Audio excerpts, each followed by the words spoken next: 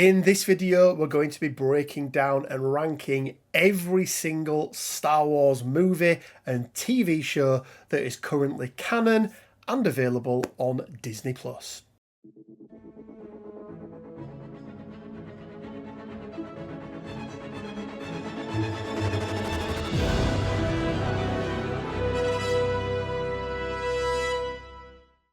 Hey guys, Rich from Rich Big Gaming. Hope everyone is doing fantastically well. Happy May the 4th and welcome to the very end of our Star Wars week. Yes, although it's May the 6th tomorrow, there isn't going to be a video tomorrow. I am taking Sunday off, but we've been teasing you throughout the week. This is probably going to be the most heated tier list debate me and Quinn have ever had. And on that note, joining me as ever is Mr. Quinn Duggan. Quinn, how the hell are you doing, sir? I mean, I think you're legally not allowed to do tier lists without me, right? Fairly certain that's in my contract, along with the 7 Maltesers. It might be in your contract with the 7 Maltesers, yeah. And guys, you'll notice a very different setup for this tier list. We are each doing our own. There's just no, it's when we're talking about a character in the confines of a game and they've got stats and numbers and things. Whilst we've said quite a bit, haven't we? Mostly we're disagreeing one or two places up and down, because whilst it's subjective in the form of like it's different play styles and what you prefer. It is nothing like art, right? It's nothing like movies, which are, completely polarizing. It depends on when you were born, what order did you see them in, what things do you love about Star Wars, what things do you hate about Star Wars, and we've got a lot to go through. We're going through them in chronological order of when they take place, but there's so many back and forths, right? Clone Wars takes part in different places. Mandalorian seasons 1 and 2 happen before the Book of Boba Fett and then afterward. But we've kind of just categorized them down as like, when do they generally take place? So we're going through the entire Star Wars timeline, plus some extra bonus ones in there for people as well, Quinn. Standard rating, S through D. A little bit different this time, but S is going to be absolutely exceptional, a must-watch, a recommend for anybody who is a Star Wars fan and maybe hasn't already seen it. A, for me, Quinn, is going to be very good, so still very, very good. B tier is going to be perfectly fine, right? That is the baseline for everything else. It is a Star Wars, yes. It is a Star... Well, I would say C tier is... It is a Star Wars, just. And then D tier is, do you know what? You can probably ignore it. It's not going to affect your Star Wars viewing of anything else in the future. And let's just forget that it exists, because it's pretty shit. So, anything to add, Quinn? Anything to add before we jump into it? Because we've got 26, I think, in total to break down. I mean, just as a general thing, obviously you were talking about how we're typically arguing between tiers for characters. And that is partially because we have very similar playstyles in games. Probably not so much in art, as you said, especially given the generational divide that does exist between us. So for context, Quinn, I was born in 1984, having just turned 40, and you were born in... 2000. Like 2012 or something like that. Yeah. So what we call our Star Wars, I think, are going to be also have very different Star Wars that we first watched, I believe. Absolutely. I mean, I know the first 3 Star Wars that I watched, and I don't think they're the first 3. It was Rogue One, Rebels, and Tales of the Jedi, yeah? Absolutely. And you mentioned Tales of the Jedi, Quinn. Let's jump in and start with Tales of the Jedi. Fairly new in terms of... and by the way, so in terms of date references, you've got BBY and ABY. And Quinn, for the viewers at home, BBY is... Big Billy Yellow Belly. Do you know it, right? Yeah, it's before Battle of Yavin and after Battle of Yavin. Exactly. So the Battle of Yavin is like the zero, isn't it? It's like the BC of our world. So this happens between sort of 40 to 19 BBY. So the very kind of earliest episodes that go back the furthest are before anything in the Phantom Menace, but there are some episodes that happen during not only the Phantom Menace but all the way up to episode 3, right? So it kind of spans I think that whole prequel. Ahsoka one is after episode 3, right? Yeah, so it spans that whole prequel era. It's an animated series, which I'm still surprised today, Quinn, how many people don't watch the animated stuff of Star Wars. Now, I'm going to say, Quinn, I'm going to come off the bat and go, Tales of the Jedi for me is not essential viewing if you want to understand the Star Wars as a whole, right? I almost see it as like going out and reading one of the books. It just adds to what's already there, but there's nothing really in them that happens that, like it does in the movies, where if you don't watch one, the other one doesn't make sense, right? There's nothing really in Tales of the Jedi that's kind of, going to, if you miss it, it's not going to affect anything else, but it does enrich some of the stories, and some of the Dooku ones are really good. The Dooku stuff is great. I mean, it's not like if, you haven't watched A New Hope and therefore you don't know that Darth Vader killed Anakin, right? Yeah, exactly, right? Because Darth Vader killed Anakin, yeah. What old Ben Kenobi said. But yeah, I think we've only got, is it one season or two seasons? Yeah. And it doesn't feel like they're doing anything else with it, which is a shame. I could see a lot more of this, to be fair. Like, the scope is there, like, 3 Mace Windu episodes, have 3 Quinlan Voss episodes, have Quinlan Voss. Ayla Sakura, why not? Quinlan Voss, there we go. I would love me some of that. So, as I mentioned, we have our own tier list, but we'll still discuss where we're putting it.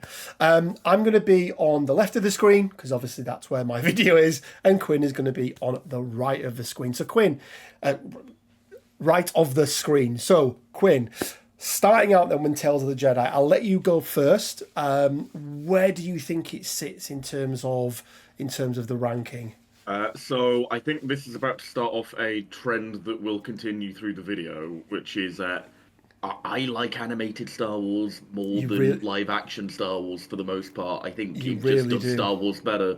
For me, Tales of the Jedi is an A tier, and the reason it isn't in those upper echelons, like pushing to S, is because we don't have more of it yet. I think the scope of it, as I said, there are so many different Jedi that you can follow. It will mostly be in the prequel era, which, as I have said, is the best era, and I will fight you on it. Just they can do a lot with this, and I could see this becoming very quintessential Star Wars viewing, or, as you said, kind of a very good enhancer for a number of characters that appear throughout the entire series. Yeah, no, I agree. I like it. I'm also with you, Quinn. I'm not going to say that I prefer the animated stuff over the live action, but I will say some of my favourite Star Wars products, let's call them, have been animated. I do like it. I do agree. I'd like to see them go back and look at those Jedi that have been, sort of named in passing, right? I've read a lot of the books. The Quinlan Voss one with Asajj Ventress is one of my favourite ones.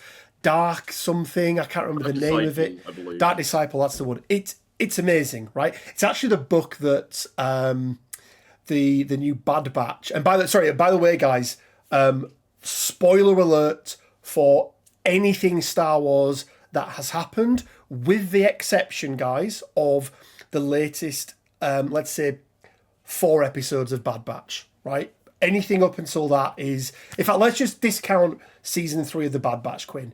Not from the rankings, but to talk about, because just in case people are waiting for it all to come out for them to do. Do you know what? Fuck it. It's all fair game. Yeah, exactly. Like I won't talk about Crosshair's character arc. Fuck you. It's all fair game, but I haven't watched the last episode of The Bad Batch, so that one's I will keep that away from you. So I do like this, but I do want them to. I'm sorry, just to round that off. So it is Dark Disciple that is the book that basically killed Asajj Ventress, right?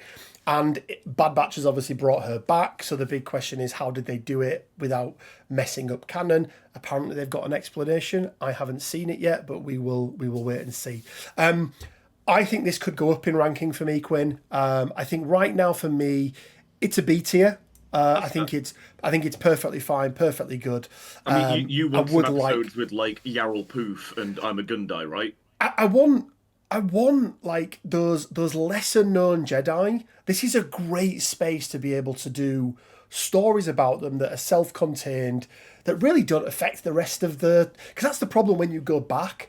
How do you stop it from contradicting with what's already happened? And I think I mean, a set of 3 for like Plo Koon would be great. Kit Oh, Fisto, absolutely. even more obscure ones. It could be Jocasta Nu would be great. Yeah, there's some really good things they could do, but highly recommended. It's on Disney Plus. Go and check it out. It's really good.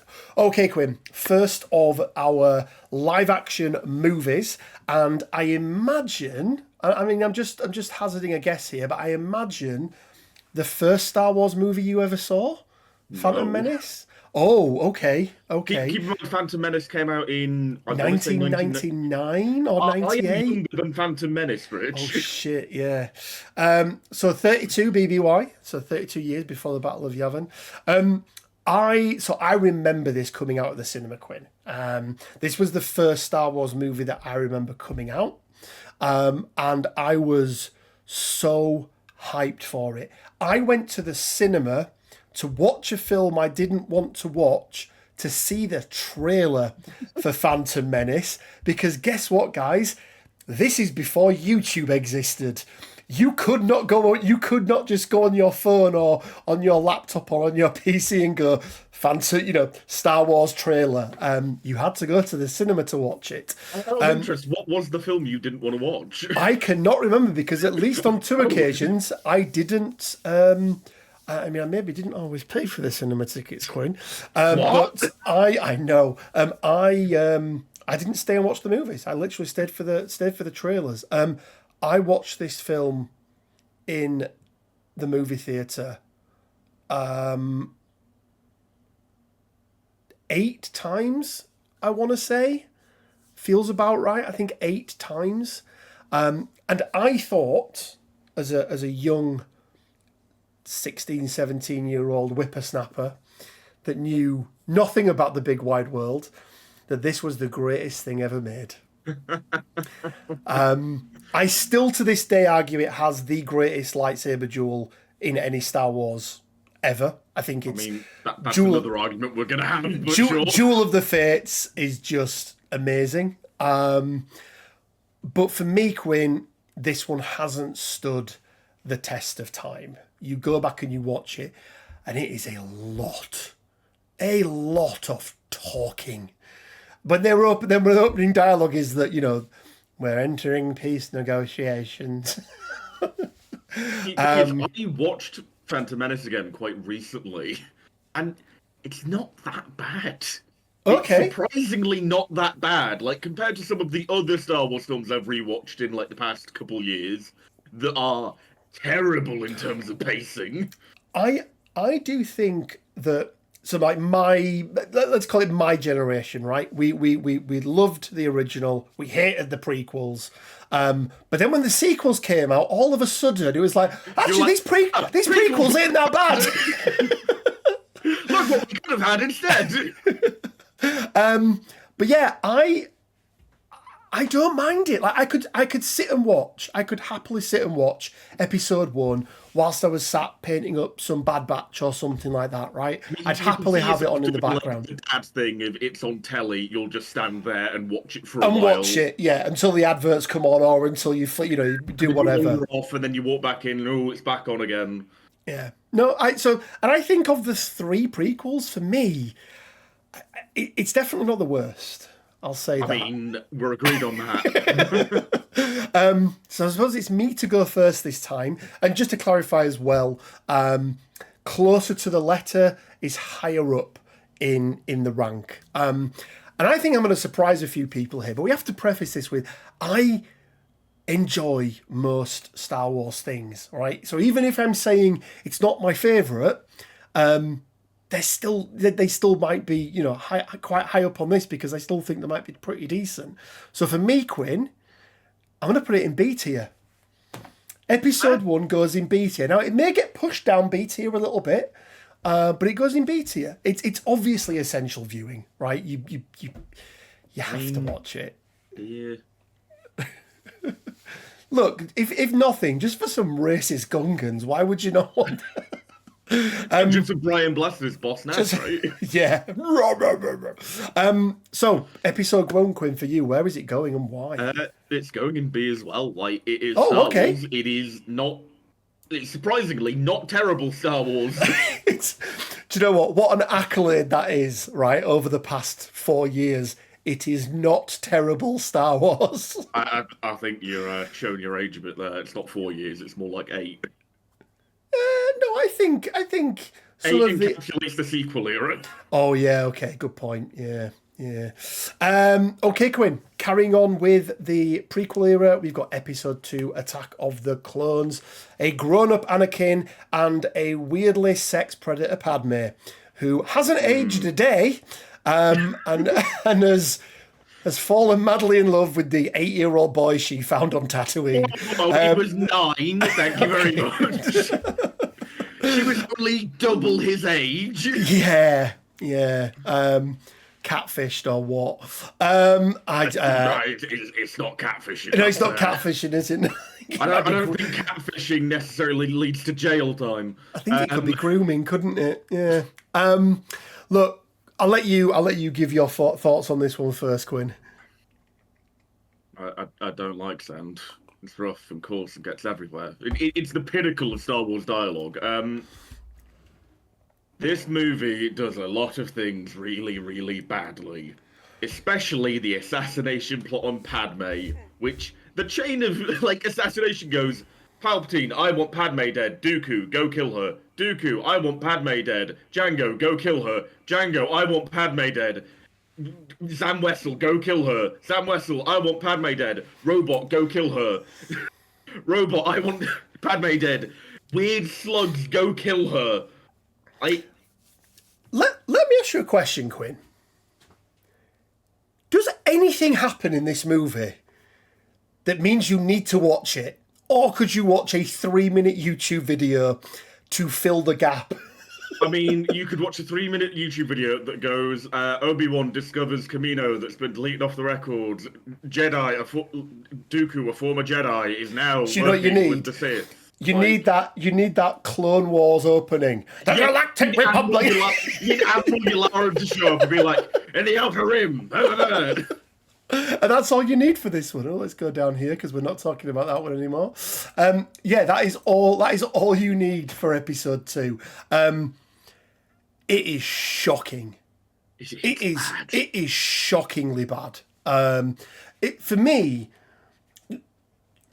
tangent. You watch The Lord of the Rings, right? Yeah. And you know whenever you're talking to Treebeard, and it's just like, it don't know. It introduces some cool characters, right? I think this was Django's introduction. I want to say. More importantly, it's the introduction of Dexter Jetster. Dexter Jetster, yeah.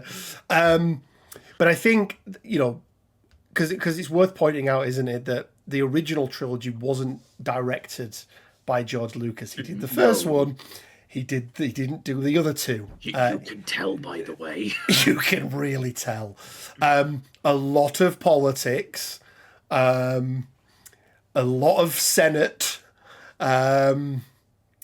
I don't even mind the Senate stuff that much. Is there a good lightsaber duel in this one? Is this Dooku Anakin? Dooku v Annie Obi, then Annie, then Yoda is the duel of this one. It's not great as a duel. It's no Duel of the Fates, Quinn. Put it that way. It is no Duel of the Fates. Yeah, like, I mean, it's important, and well, I'll let you give your rating first, and then I'll potentially justify. Well, I mean, it is technically your turn, but I don't mind going is first. It my turn? It is your turn, yeah. Right, well, I have a feeling that you're going to put it a little bit lower than I do, but I am going to put this in C, because it is Star Wars, and I will freely admit I do have quite a strong prequel bias. I remember being a kid and really loving, like, you know, the Jedi assault on the arena, seeing like Mace Windu cut people up like a badass, and then like having Yoda fly in with all the clones on the gunships. Like, I really like clones. I really, really like clones. They're like my favorite thing in Star Wars. So this being the first thing that they're in, you know, a little bit special. It is pretty cool. Terrible. Yeah, you know, like you say, we get to see Kamino.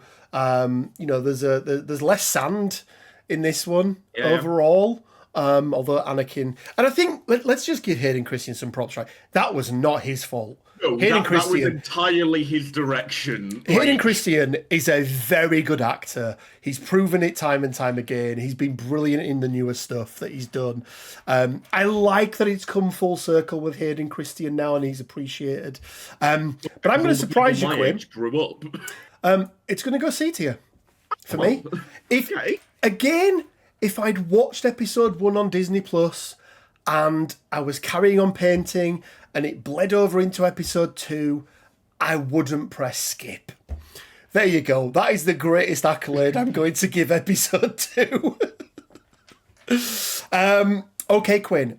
On to our second animated, but our first, and I believe only animated movie in this one. Right.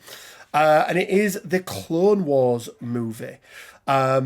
So 22 BBY, give or take. It is first year of the Clone Wars. First year of the Clone Wars, yeah. I mean, arguably, some of the actual Clone Wars series happens before this, but it does. That's a bit weird. Because Ahsoka's in this, but Ahsoka doesn't appear in the Clone Wars. You can play a game in the first 3 seasons of Clone Wars where you're like, is Ahsoka introduced to the series yet? It's so bad. The first 2 seasons, especially, are just all over the shop. But the Clone Wars movie, Quinn, I am not a fan of this one. I think this is some of, if not the weakest animated stuff we have seen. That is still officially canon, you know, as part of the whole universe. It doesn't really add much to the whole mythos and the whole, you know, Star Wars stuff. It introduces Ahsoka, who has, I think it's fair to say, become a pretty fan favourite character over the... She has, but then she also kind of gets another introduction in the series as well, like...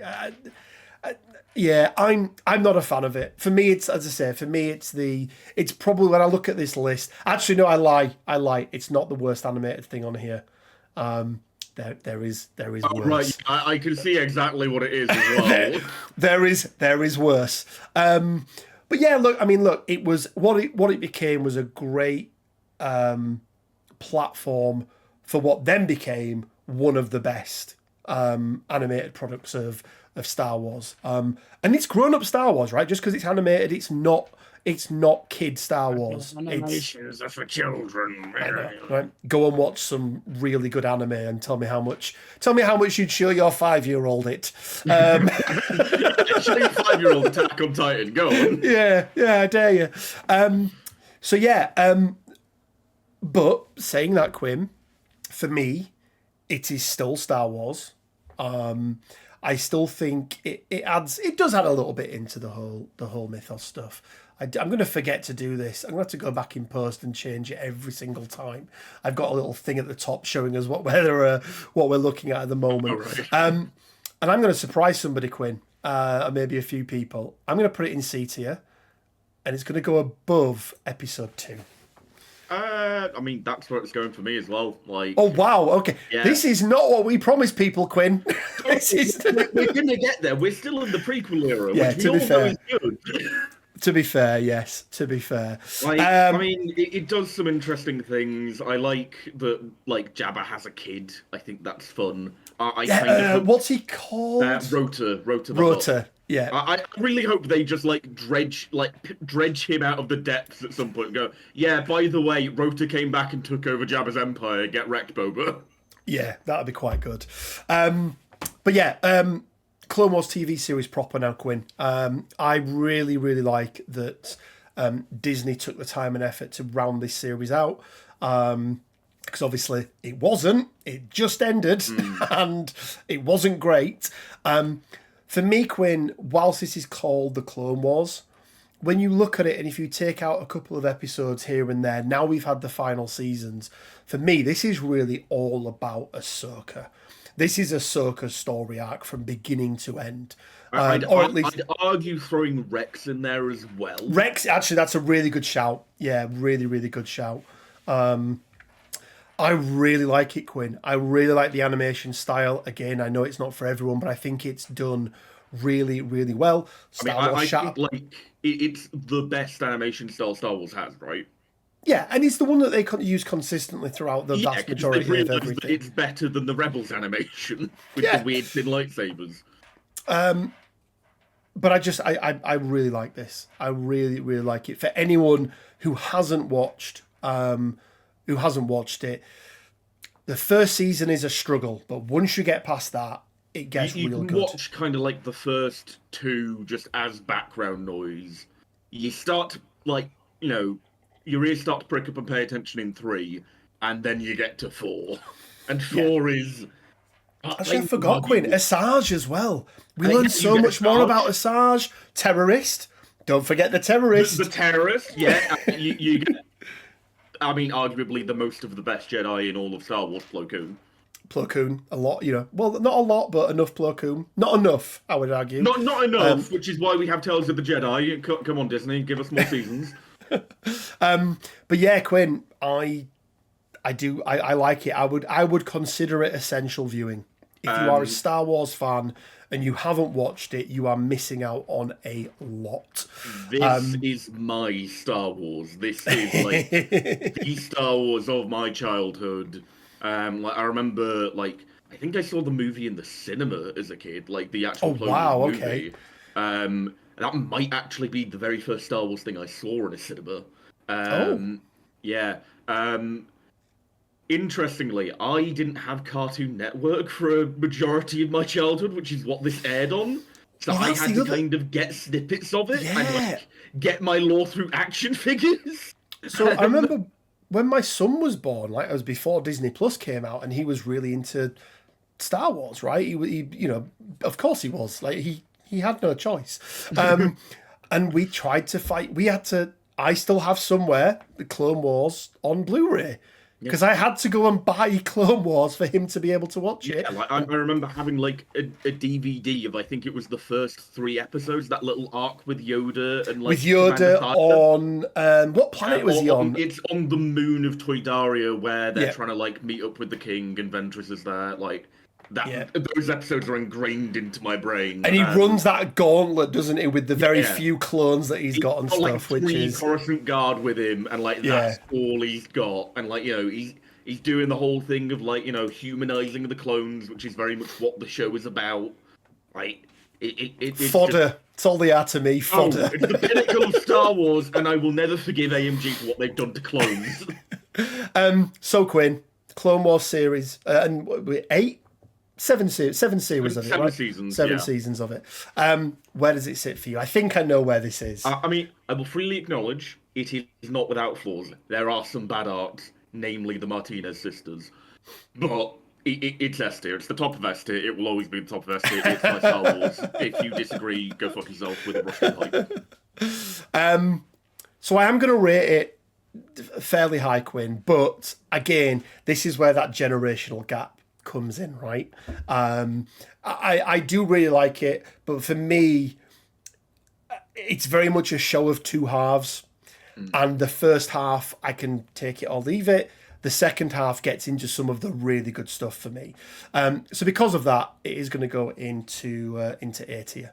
But But again, I would consider it essential viewing for anyone who is calls himself a Star Wars I will fan. politely respect your opinion. Okay, Quinn, then, because I've been really rubbish with this. But up next, we have got Episode 3, Revenge of the Sith. I hate you. The culmination in the story of Anakin Skywalker as we knew him. I suppose technically not anymore because, as we'll talk about in some of these other stuff, Anakin does come back in a lot of things in the form of Anakin.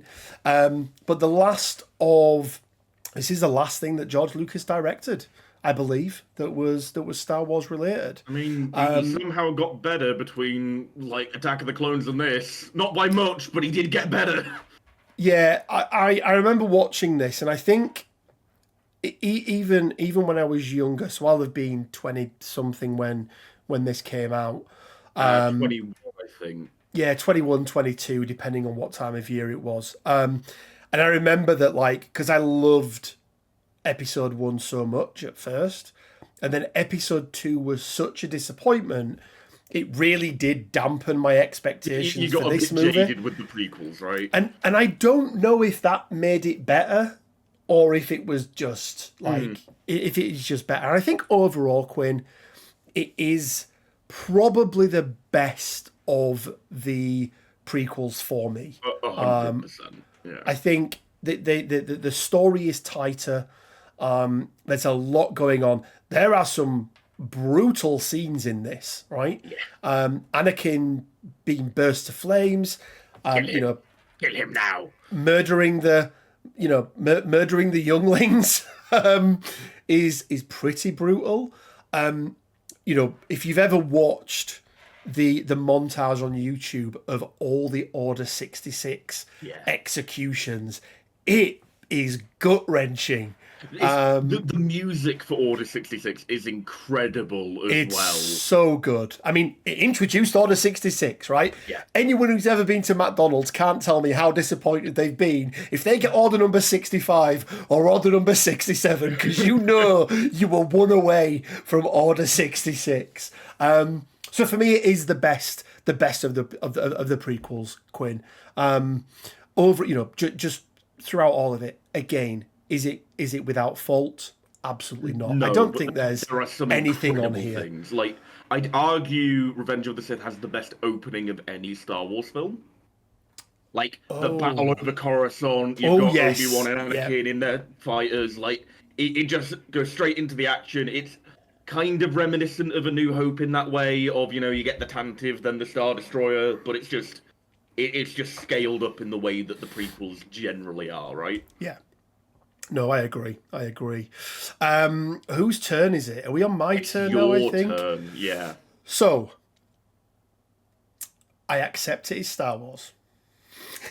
For me, Quinn, this is going to be going right at the top end of B tier, and I don't imagine it's going to get knocked off the top end of B tier. I would argue it is essential viewing, but for me, it just doesn't do quite enough to get into the A tier category. And again, if you'd have asked me 10 years ago, I'd have probably said all three of these were C and D between them. My love for them and the other stuff that they have released around the Clone Wars, the actual Clone Wars TV show, things like Bad Batch, a couple of other things as well, all really help kind of raise that up. They do really accentuate the prequels as an era, yeah. Yeah. So high B tier for me, Quinn. But I've got a feeling you're going to be a little bit higher than I am. Revenge of the Sith is the very first Star Wars I ever saw. I remember my cousin showing me this on DVD when I was about probably maybe 5 or 6 years old. Jesus Christ. Yeah, and this was my jam. This is what got me into Star Wars proper. There are so many incredible moments, as I said, the opening scene. There are a lot of decent duels in this, Annie Dooku, Obi Grievous, Palpatine Yoda, and then you cap it all off with the Duel of the Heroes. With Do you know what, Quinn? absolutely amazing choreography and backing track. Like Before and we're allowed to do this, it's our show. Before you go to yours, I am going to change mine. Okay. It is going to go in A tier. I've just been thinking through it. And do you know what got me? Go on. Hello there. This movie has the highest meme output of any Star Wars thing in existence. Yeah. Like, there are so many iconic lines and deliveries that, whether they're iconic because they're good or bad, are Doesn't iconic. matter. Doesn't matter. Absolutely brilliant. I think it's also, despite how dark it gets towards the end, I also think it's one of the most fun Star Wars films. Yeah. Yeah. I think it's just got that energy to it. Ewan McGregor and Hayden Christensen have been doing Star Wars for a while. Obviously, there's all the background stuff of them making the lightsaber noises whilst they were doing the lightsaber fights because they were having brilliant. fun. I was going to say, if people haven't watched the interviews with Hayden Christensen and Ewan McGregor, go and watch them. It'll have been like Jonathan Ross or whoever else it did back then. Graham Norton. Yeah. The stories they tell of behind the scenes are so funny. There's just some really beautiful nuances to it, especially the choreography of the Battle of the Heroes, where they perfectly mirror each other's movements and therefore don't hit each other. Yeah. Where they're doing the lightsaber exchanges because they know each other that well. It's just it's S tier. I'm gonna put it below the Clone Wars because the Clone Wars is truly my era of Star Wars and my preference for it. But yeah, Revenge of the Sith holds a very special place in my heart because it is the very first one I saw. Fair. Okay, Quinn. On to our next animated and technically the most current Star Wars stuff that we have until Tales of Empire comes out. Yeah. So Bad Batch. I was a little bit late to the game on this, Quinn, and I think it was you that told me. He was like, "You have to watch this. It is so good," and it really is. It doesn't have a lot of the other longer running animated shows. Struggle with the first couple of seasons, or maybe at least the first half of a season. Yeah, they're a little bit slow. This thing is bang, you are straight into it. It's just a continuation of the Clone Wars, basically. This is Clone Wars to Electric Boogaloo. We're now after the fall of the Republic. It's so good. It's really, really good. And for me, Quinn, this. One of the things I love about this, and we've just spoke about the Order 66, we'd never seen Kanan's Order 66. Yeah. And the fact that this is included, and again, it goes back to, I remember watching Rebels for the first time, and I was like, okay, I get that Kanan doesn't like Jedi, but doesn't like clones, but he was a pad, why is his hatred so much? And then the moment I saw this, I was like, oh my God, that is why. That is why. Yeah, he's all nice buddy with them one moment, and then they're murdering his master, and he has to go on the run through a snowy forest. Yeah, it's for me, Quinn. Bad Batch is up there with some of the best Star Wars we've had in a long time. Good moments, like the bombing of Camino, it's the city has a name, but when Rampart gives the order for the clones themselves to destroy the only thing they have that even resembles a home. A home, yeah. Also, more clone characterization, more clone humanization. It's kind of my jam. Yep. It's real good, Quinn. It's real good. Has arguably the best clone in all of Star Wars in it as one of the main characters. Crosshair. That being Crosshair.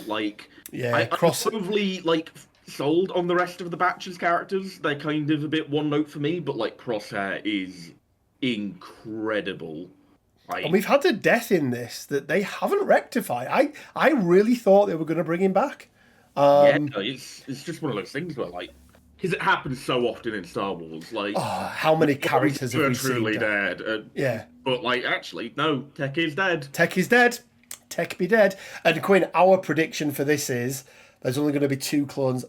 two of the Bad Batch left at the end, isn't it? And it's Yeah. going to be Omega and Crosshair Omega are and going to be the Crosshair. only two that are left because, once again, it fits very much into the very common trope we're seeing at the moment of like reluctant adoptive dad and special Yeah. child. Yeah, because I think, Echo doesn't make sense, because if Echo was around, then why isn't he in Rebels when they meet up with Rex? I do like the idea that Echo Base in Empire is named after Echo. After Echo, yeah, absolutely. But yeah, it is absolute solid Star Wars. It's very, very good. You're first this time, Quinn. You are first. I've just realised. Yeah, Bad Batch seven? is very good, but I will freely admit there are a lot of filler episodes. Yeah. Like a lot of filler episodes, and They- I think because They did release. I do like though what they did. They knew they had a filler. They knew they had a filler this season, Emery and they episode, and then they doubled up. Like, I mean, equally, the one it was doubled up with wasn't that great either. Also, we didn't even mention like Asajj showing up in this and just absolutely kicking ass. Like, I mean, she shows the clones how it's done, right? Yeah, like Bad Batch is very good, but I think it kind of suffers from the problem that most Star Wars suffers from at the minute, which is it's set within a predetermined framework of the things that have to happen. Yeah. And because of that, you kind of know where it's going. Which and this is the thing, it makes it so much harder to do the story, doesn't it? Because there's almost no surprises. Which for me makes it kind of feel like it's good, but it's not great, you know? Okay. And I don't think it has necessarily the potential to be great as an overall thing. I think Crosshair's arc and what they've done with him is phenomenal and some of the best character writing they've done in Star Wars. But the rest of it does let it down, and because of that, I'm putting it just after Tales of the Jedi in A. Okay. Just because, once again, Tales of the Jedi has that scope left to it. Bad Batch doesn't. Yeah, you know? Yeah, and we are getting, this is the final season that's there right now. I do agree, Quinn, and this is a problem that I've had with a lot of Star Wars stuff. They don't extend it out; they put it in the middle. And as you say, when you have predefined before and a predetermined after, there's only so much that you can do because you can't do anything that affects the story, right? Because then you ask the question like, well, where the hell was Omega when the Empire took over and did all of this sort of stuff? Where is she in A New Hope? Where is she in XYZ sort of thing? So, I think for me, they're going to head away to the Outer Rim somewhere.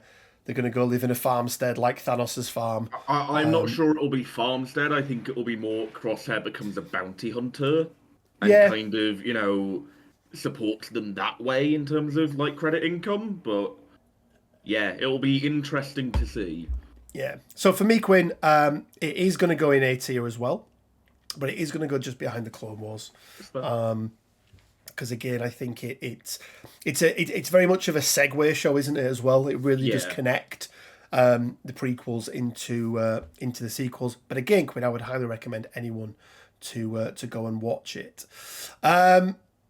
Solo, a Star Wars story. Yeah. This is an interesting one. Because it leaves a hell of a lot of questions that never get answered, and I don't think they ever will.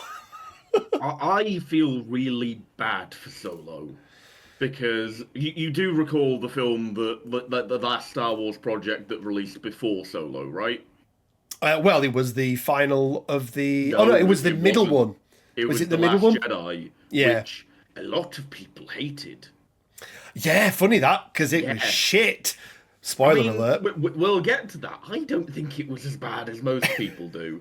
Equally, it is pretty bad, but it's not as bad as people on the internet like to say. Most things rarely are, Quinn. Yeah, I think this. Hang on a minute, aren't we people on the internet? Oh no! I'm becoming the very thing I thought in the story. I think this film very unfairly suffered from, arguably some Star Wars fatigue from the general populace. And I think it had some very big ripple effects because of that, because this is the first Star Wars project where they decided to recast one of like the original trilogy characters, right? Yep, absolutely. They had what's his name? Aldrich, Aldrich Erler? Alien, something like that. Yeah. Something like that.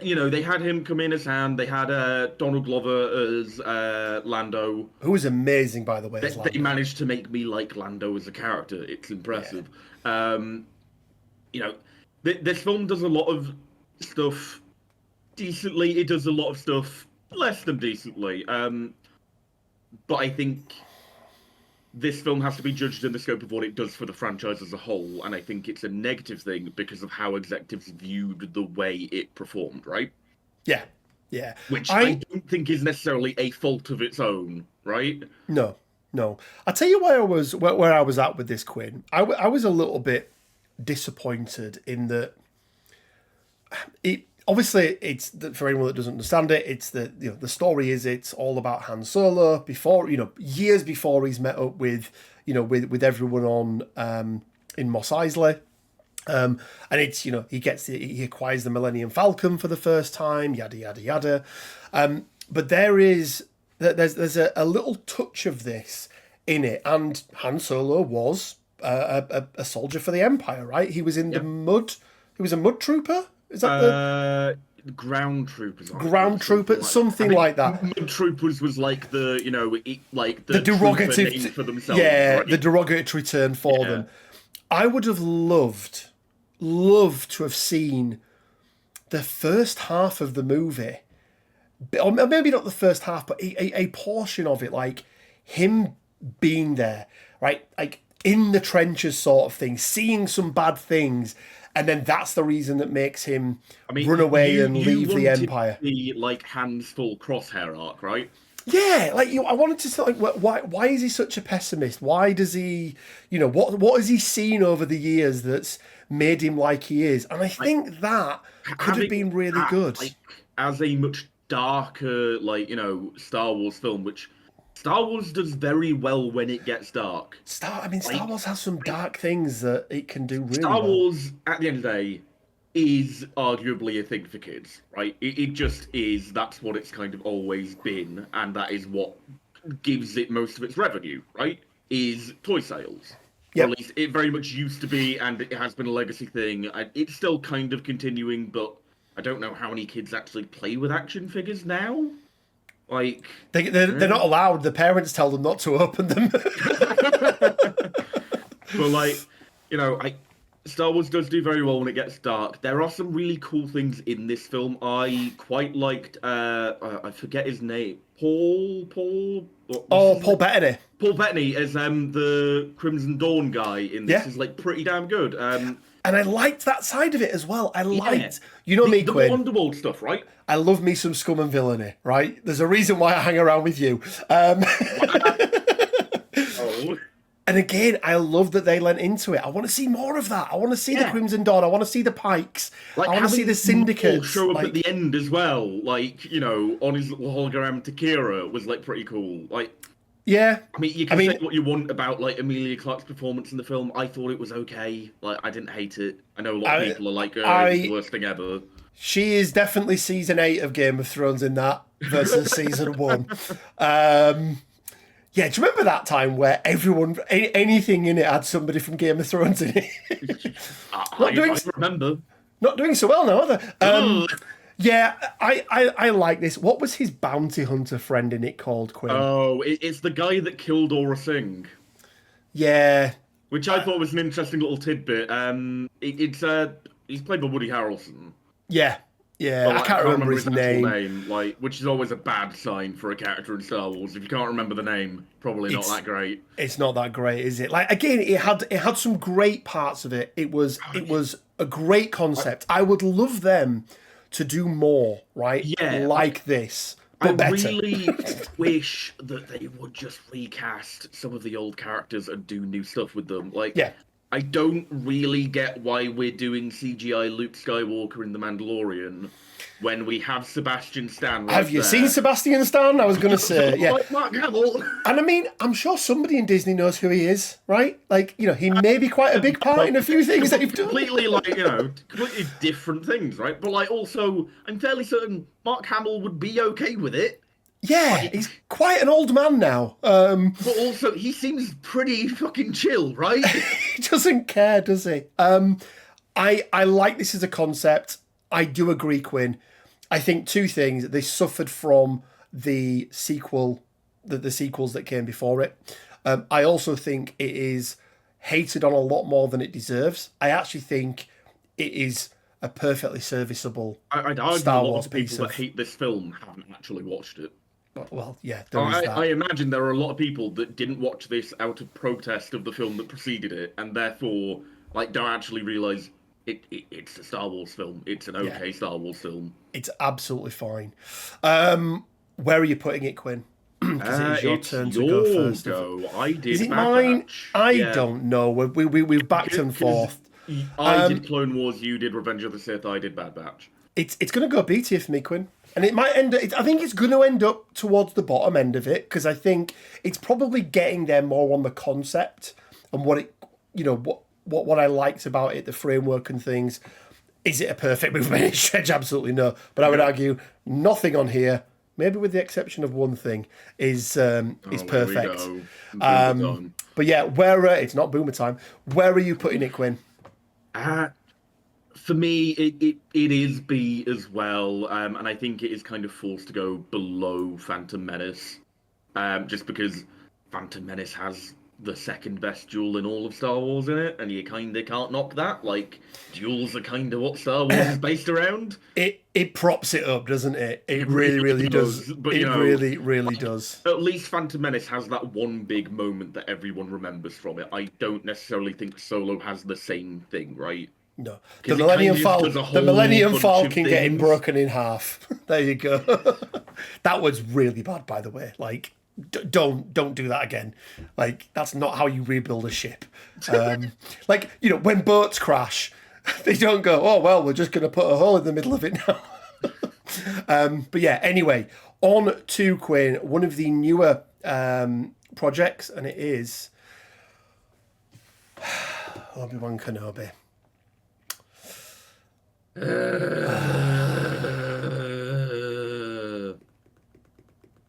Why wasn't this a film? Well, it was, and then it wasn't. Yeah, and then do you know what? Didn't stay as a film. Somebody on the internet has made this good. Much like they've done with The Hobbit. I would not recommend anybody watches this. I would genuinely recommend you go and watch. Just type in Obi-Wan Kenobi movie into YouTube. You can watch it. It's about 2 hours long. It's free. It's been completely re-edited. They've redone some of the actual CGI work on it. And it tells a cohesive story. This, for me, Quinn, was fucking trash. Everything was bad about it. Every episode is bad apart from one. I mean, the pacing... I mean, let's just go back the to Leia... very, very weak. It's real bad. But I mean, like, even just Leia running. Oh, what? You mean the... What? How old is she? Like 8? 8, if that. The 8-year-old child managing to outrun, like, 5 full-grown adults in a forest? Yeah, it's that shocking. Have her surrounded? It's so bad. It is so bad. So bad. Let's not talk about it anymore, Quinn. But yeah.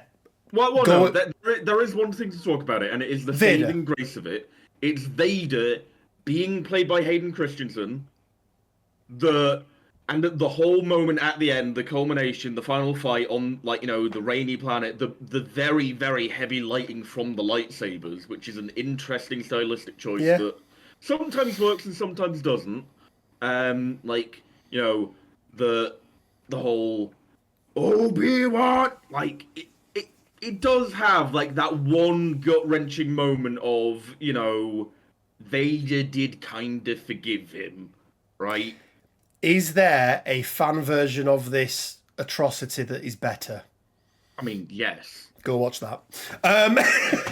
Because you know what? That version has that scene in as well. Of course it has that scene in. How would you not make a better version of something and like not have the best scene from it in?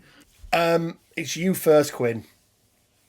But I mean, I know where it's going for me. Can I bring myself to give it a D tier? I know where it's going for me. I don't think I can. I think it has to go into the very, very bottom depths of C. Just because it's got the cool Darth Vader moment. Like, there are, as with most Star Wars things, no matter how bad they are, there are always a few nuggets of gold. Redeeming right? feature, redeeming little moments in them. So I agree, Quinn. There are redeeming moments in this. But I just think it should have never been a TV show. It was padded out to the shit. Oh, it's ridiculous how much padding they did. And I think purely because, Quinn, you can go and watch a infinitely better version of this. I'm putting it in D tier. There is an infinitely better version of this to go and watch. And yeah, this is not it. Star Wars Rebels. Oh, dearie me, Quinn. Argument time. Star Wars Rebels. 5 seasons, 6 seasons. Well, I can't 5. remember. It's not 6. It's definitely not 6. It introduces us to a brand new 5 band. Or is it 4? I can't It's remember. 4, isn't it? Yeah, I can't remember. I think it is 4. I think there's more than that. Google, tell me answers. But either way, I absolutely love Star Wars Rebels. This is the first thing. Is there only 4? Wow. Yeah. This is the first thing I watched with my son. This is his introduction to Star Wars. Are there some duff episodes and storylines? Absolutely. There's an entirely duff season, but go on. But I absolutely love that this was, for the most part, it was ground level Star Wars. Like, how did these little cells of rebels, because we never really saw that in Clone Wars, right? Because it hadn't happened. Like, how did these little... The Clone Wars is a galactic scale war between 2 actual warring factions, not a guerrilla warfare. This is what I loved about it. How do these... Because we've only, up until this point, we'd only ever really seen the rebels as being this actual cohesive force, right? They'd, in A New Hope, or Star Wars as it's called, but in A New Hope, they were already there. But like, what happened? What were people doing before then? I know you don't like him, Quinn, but I like Ezra as a character. I love... There is only one good version of Ezra, and it's not in this series. I absolutely love Kanan Jarrus. Kanan's cool. I'll agree with that. What's his name? Caleb Doom. No. The guy that plays him, Freddie Prinze Jr. Freddie Prinze Jr. is amazing. He's said some interesting things as of late. Darth Maul comes into his own in this for me. He is very good in it as well. Are you really going to argue that this is peak Maul? Because it's not. No, it's not that it's peak Maul. It's that it's a different take. It's that like old angry man Maul. That old man yells at cloud. I can relate to. It's got a very understated Obi Maul scene. Let's not forget, Quinn. Yeah. Maul's death happens in Rebels, and it doesn't happen. What? He dies in Phantom Menace. And it doesn't happen in the way that I think people thought it was going to do. It wasn't a repeat, and it was done so well. There are some beautiful scenes in Rebels, and I will freely admit that. But for me, there are a number of things that hold it back. I love it. The main one for me, being someone who came from like the Clone Wars being their like epitome of Star Wars, the animation is such a hard downgrade in this show. It gets better as it goes to the latter seasons. But like just the art style as well. But I don't mind it. I know they've got the thin lightsabers. That's a little bit annoying, but I really it's also don't. like everything is weirdly smooth, whereas like Clone Wars, everything has like that kind of ingrained texture on it. I'm also going to say one word, Quinn, to you. Oh God. Indeed, this was Thrawn, boy, and as somebody who'd read all of the original not Mark Thompson, he does the audio version. I can't remember the guy who did them, but the original Thrawn trilogy and the new Thrawn trilogy. People on the channel know Thrawn's one of my favourite characters in Star Wars, and the fact that they brought him into Rebels, and he was so good in it as well, like so good. It's me first, isn't it? Mm-hmm. I wonder where this is going. There's only one place for it, Quinn. Now, is it going to be top of S tier? No, it will move down a little bit, but for me, Rebels is peak animation from Star Wars. The fact you put that above Clone Wars, not even in the same tier as Clone Wars, hurts my soul. Because every argument you had about the Clone Wars applies directly to Rebels. Like, and I know, right? But seasons are pretty bad. Like, but nostalgia's a bitch, right? And I've got happy memories of this, so maybe it is a little bit rose tinted. Like, oh, that is rough. Like Rebels is something I only in the past couple of years fully watched through. I think I fully watched through it in preparation for Shatterpoint actually coming out. And once I got through the massive roadblock of season 1, it was pretty good. There are some very, very good moments in it. That Obi Maul final fight is very, very it's almost sweet in a way. Yeah. Because they've both been hurt so badly by the Sith and all of this, light and dark stuff. Caleb Doom, the Lothal Wolves, all of the kind of Force spiritualism is very interesting. The Bendu, the Bendu was. I'm not overly fond of the Bendu. The Loth Wolves, very cool. Yeah. Bendu, meh. It has Well, the whole theory, don't you, is that the wolves are something to do with the two not Ray Stevenson. The two from because they're called Bale and Skull and Shin Hati, and Skull and Hati are wolves in Norse mythology that chase the sun and moon. Yeah. Also, actually, something that I didn't even mention with Clone Wars, and does also carry over into Rebels, the Mortis arc. Very, very good Star Wars. Very good Star Wars. And it does carry over into Rebels, and I like that, towards the end of Rebels, it kind of starts to pick up the torch of the Clone Wars and carry it for a while. Blind Kanan is a big turning. I remember that happening. Loses his sight, and becomes a bit more Force connected. It's very, very cool. I think Hera's a cool character. I really like Sabine. Sabine's great, right? Ezra can get in the bin. He sacrificed himself. Terrible. He sacrificed himself. This is an interesting thing that I was talking about with a friend of mine yesterday, who's been watching through Attack on Titan. It's funny how some series can have a main character that is the worst part about a show and still be good. It's impressive, from a writing standpoint and a kind of secondary character standpoint. Where you putting it, Quinn? Where you putting it? It's good. It's teetering on great. But the art style, the animation, the first season, there are a number of things that hold it back. For me, it goes between Tales of the Jedi and Bad Batch. That's fair. That is higher than I thought you were going to put it, to be honest with you. I like Rebels. I just don't like it as much as sorry, you do. Quinn. Sorry, and neither of us has mentioned it. Highest kill count of anyone in Star Wars ever. Murdering motherfucking Chopper.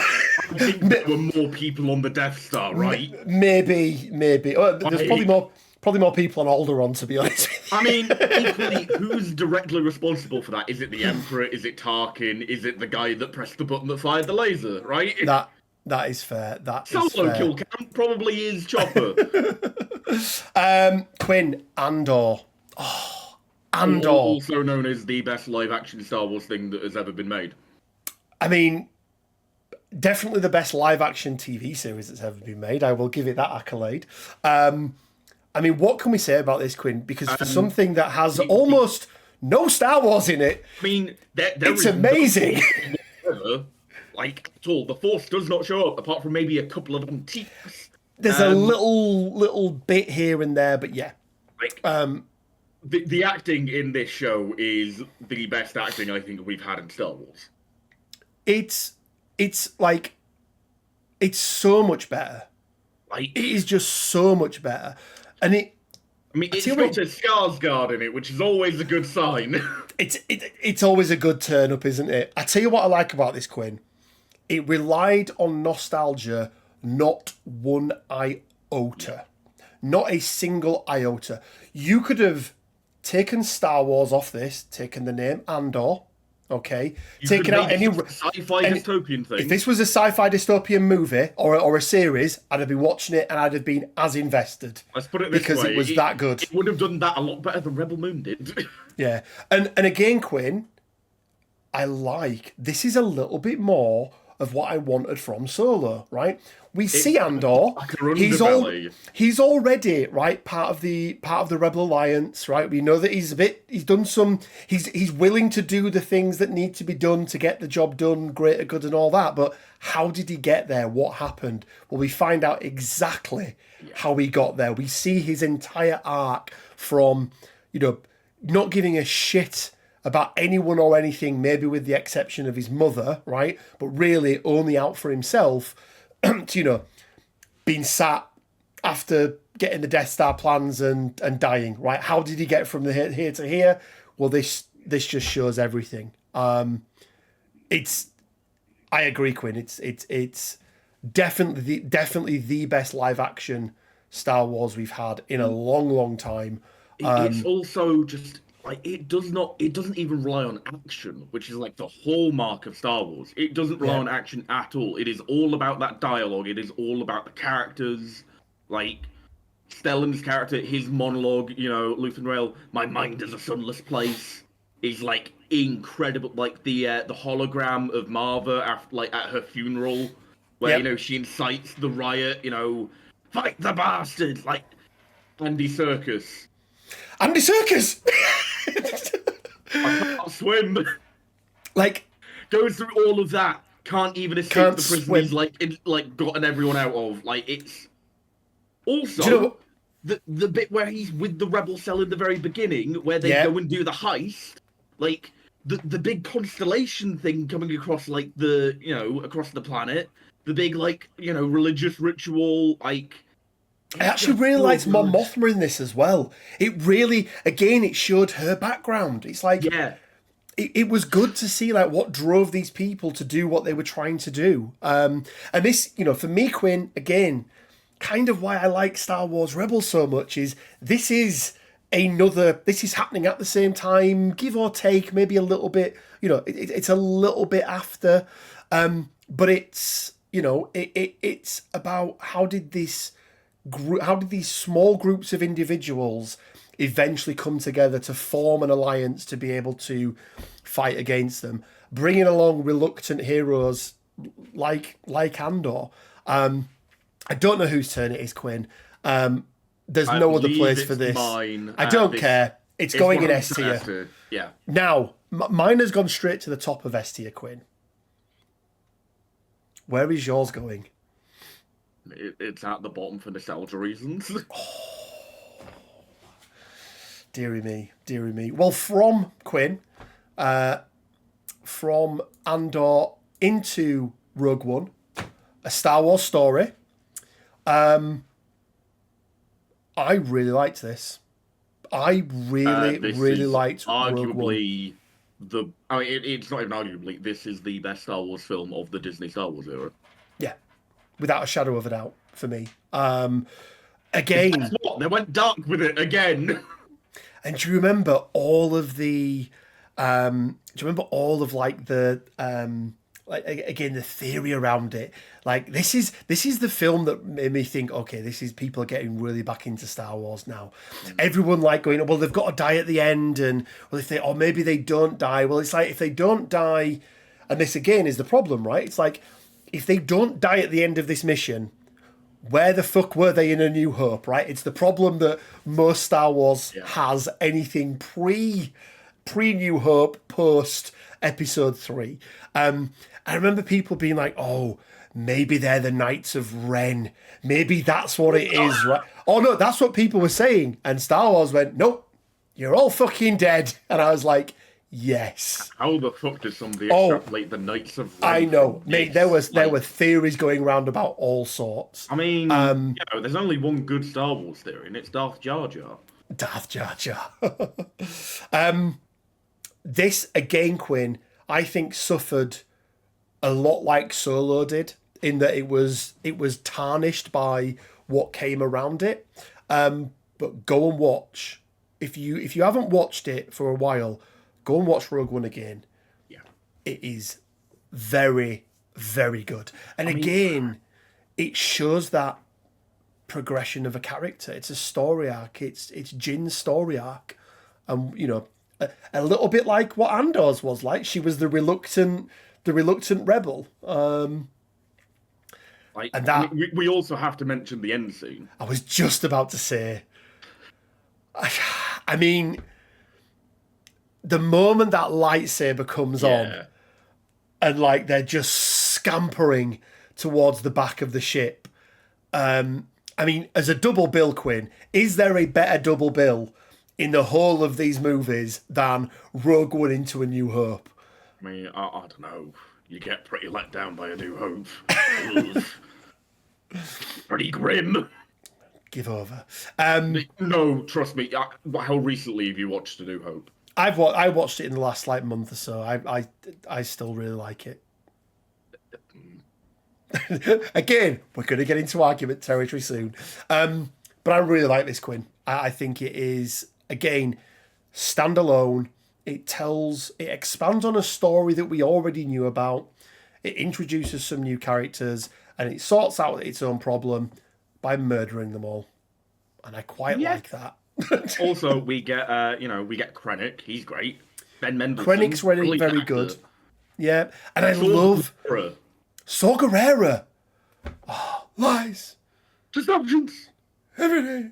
More lies. Also, let's talk about one of the major plot holes that people have always, it's been memed, it's been joked upon for years that, oh my God, the Death Star was blown up by a single... Because it was an intentional thing put in by Galen Erso, it's a thing. But I quite like it. I quite like it. Where does it go, Quinn, for you? Where does it rank? It's S tier, but I think it's just below Andor. I think Andor is Andor is just the acting, the atmosphere, just once again the lack of action makes it so good. Yeah, I'm not putting it as high. Okay. I don't get me wrong. It's very, very good. Very, very good indeed. But yeah, I mean, I think for me, it's probably going in B tier. Probably goes in between Clone Wars and Bad Batch. Don't get me wrong. I mean, sorry, A tier even, not B tier. It's really good. Really, really good. But unfortunately, the accolade of the best live action movie Disney have ever made isn't the bar's not that high. It's the second best live action Star Wars. It's really not. But yeah, I mean, you've already got it not as the second best. I do. Second You've best. Second best live action movie. Yeah. Oh, okay. I'll let you off with that one then. I will let you off with that one. Okay, Quinn. Da-na-na. Just that initial scene.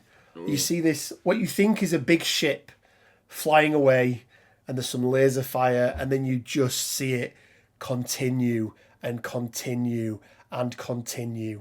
Just take a nap, shall I?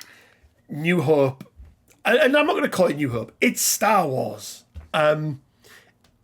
It's so good. Like, is it a perfect movie? Absolutely not. Does it get nostalgia points? Absolutely. It introduces some of the best characters in Star Wars. Yes, in the context of seeing Vader. Oi, wake up. Seeing Vader and Obi-Wan fight, it's not at the level of Duel of the Fates, I will give it that. It's not at the level of any other fight in Star Wars. There are fist fights in Star Wars that are better than that Snorefest. But it's got some amazing moments. It introduces us to the cantina scene. I just love it. I really do love it.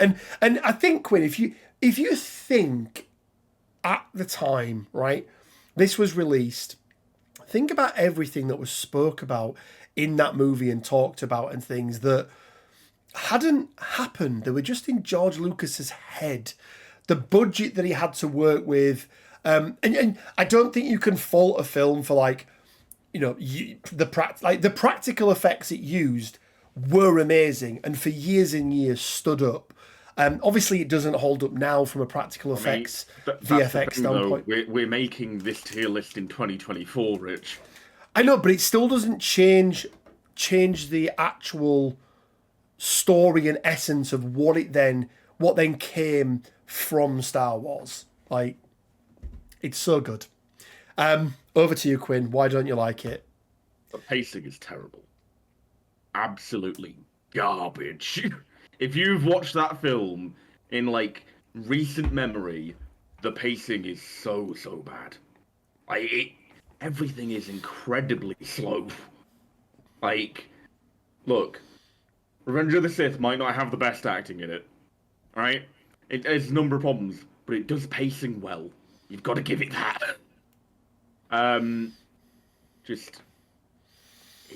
It's a bit boring to watch, to be honest. No. Okay, let's go with it, Quinn. Where are you putting it? It's top of C for me. It is Star Wars. It's Star Wars. That's what I'll give it. It is Star Wars. I don't think there is much that it has spawned than it is better than. Oh, my word, dear me. It's top of A tier. Jesus Christ, you don't have standards, do you? It's such a good film. And then you have to remember yes, it's of its time, but, they reference the Clone Wars in it. Oh, yeah, because George Lucas knew exactly what the Clone Wars was when he said that, didn't he? It doesn't matter. It's a great movie. I could write a book that would offhand mentioned the Flibblegurp, and it turns out the Flibblegurp 30 years down the line is something some of the best written stuff ever made. Does that make the book that mentions the Flibblegurp for the first time great? No. It's very good. Empire, Quinn. Here we go. Now we're getting somewhere. I'm going to make a statement here. Oh, God.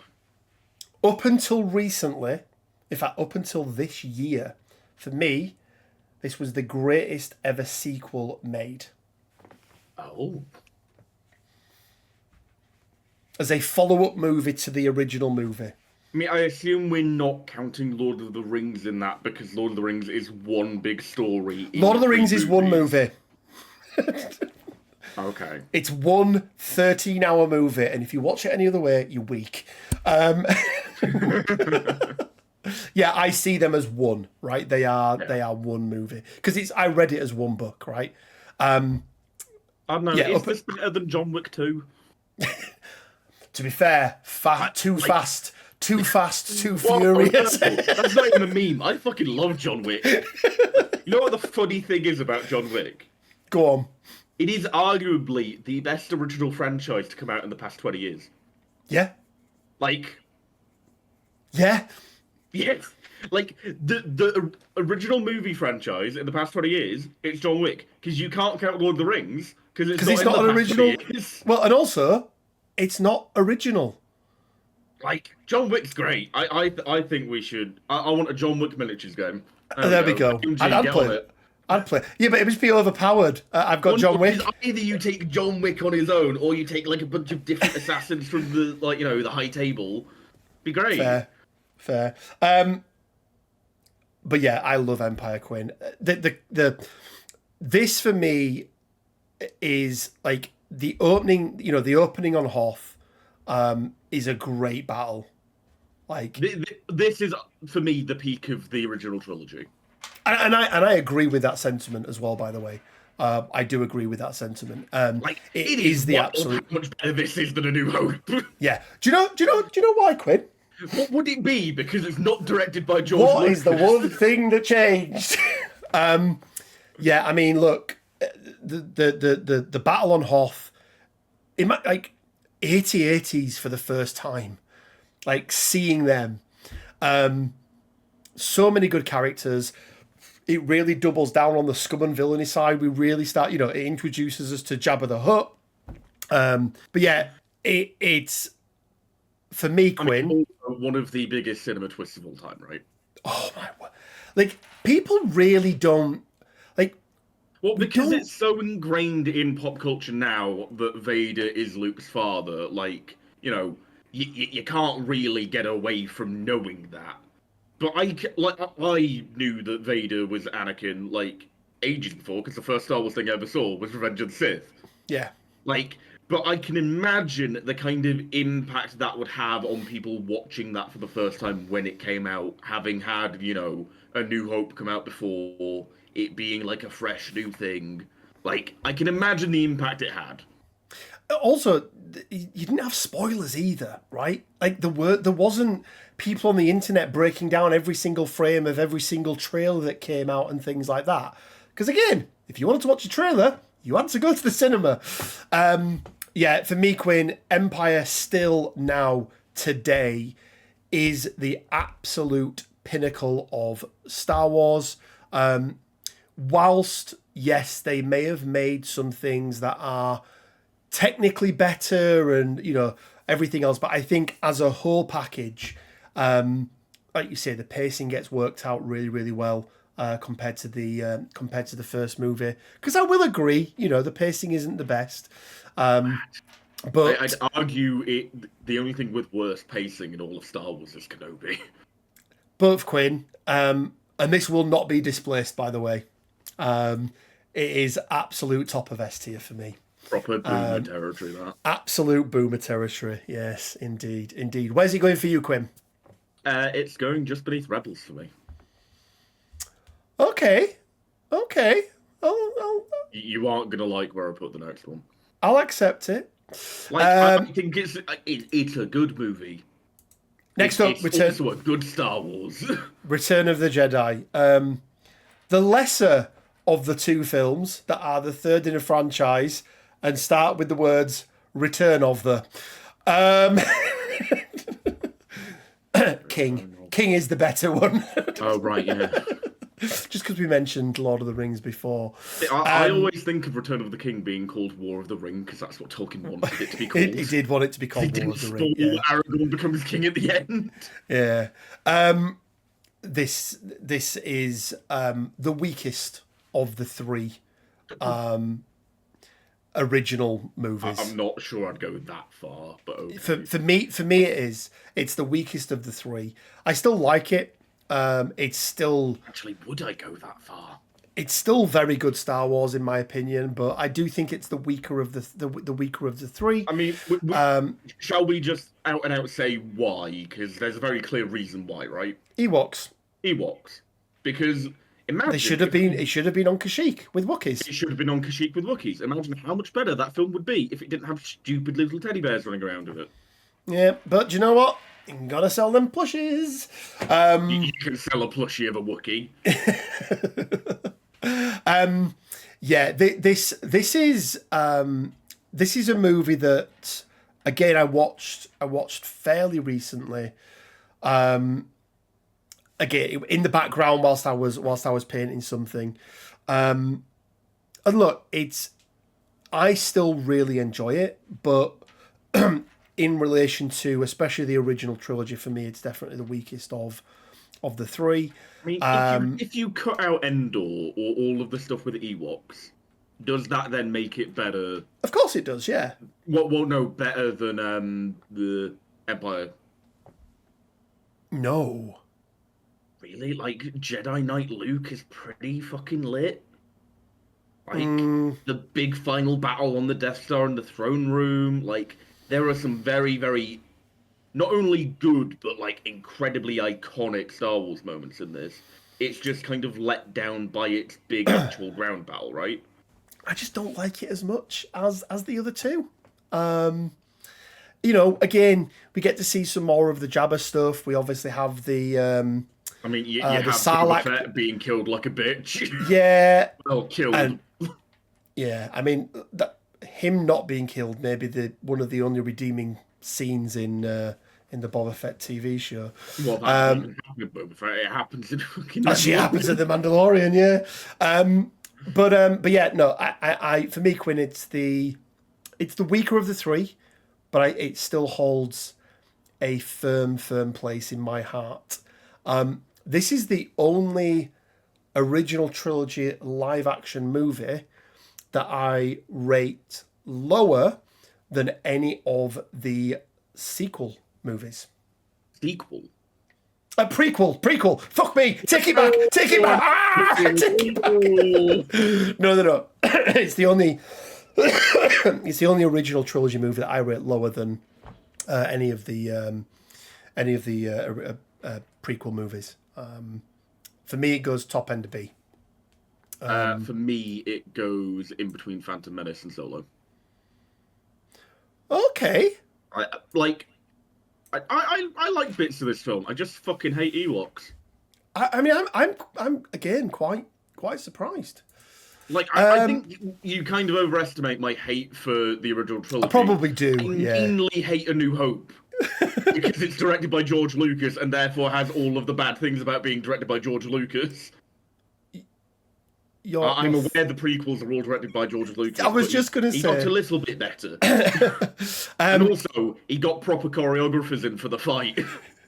Mandalorian, Quinn. Now, this is going to be Mandalorian, all seasons of them, so all three. Which, if we were talking about Mandalorian season 1 and probably season 2, this would be a lot higher. I don't know, like, the end of 3 is pretty damn good. Bo-Katan, the end of Mandalore, like.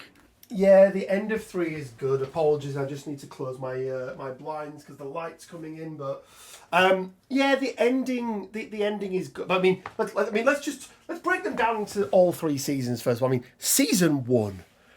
I remember watching season 1. Or I could take you in cold. Like we've got you outnumbered 11-1. I like those odds. Like, just all of the stuff with the armorer, the best character in the entire show. And then the ending of Gideon showing up with his full, like, you know, delegation. You have something I want. Season 1 was just amazing. I would like to see the baby now. Season 2 was, and again, Quinn, do you know what it is? Really good story arc. What was he? He was a bounty hunter. He took on a job. He was a reluctant hero, right? It's once again, it's very much in that very popular media trope at the moment of reluctant dad, special child. Yeah, and not the only Pedro Pascal. Yeah. Time he's done that either. I in isolation, season 1 for me would be S tier. Season 2 probably A tier. Season 3 probably B, maybe C tier. So I think because of that, I can't rank it as high as I would have done. Unfortunately. Can you imagine if, like, The Mandalorian only had 2 seasons, but none of the filler was in it? Can you imagine how good that would be? Be so good. Grief Karga as well was such a good character. He was all right. I mean, I know you like him because he was in that Rocky film, but yeah. And Predator. See, the thing is, I never seen the first Predator. Have you not? You should watch it. It's I've really only good. seen the other Predators. You should watch it. It's really good. I really liked Cara Dune in it as well. I thought she was a really good character. Like, I thought she was solid.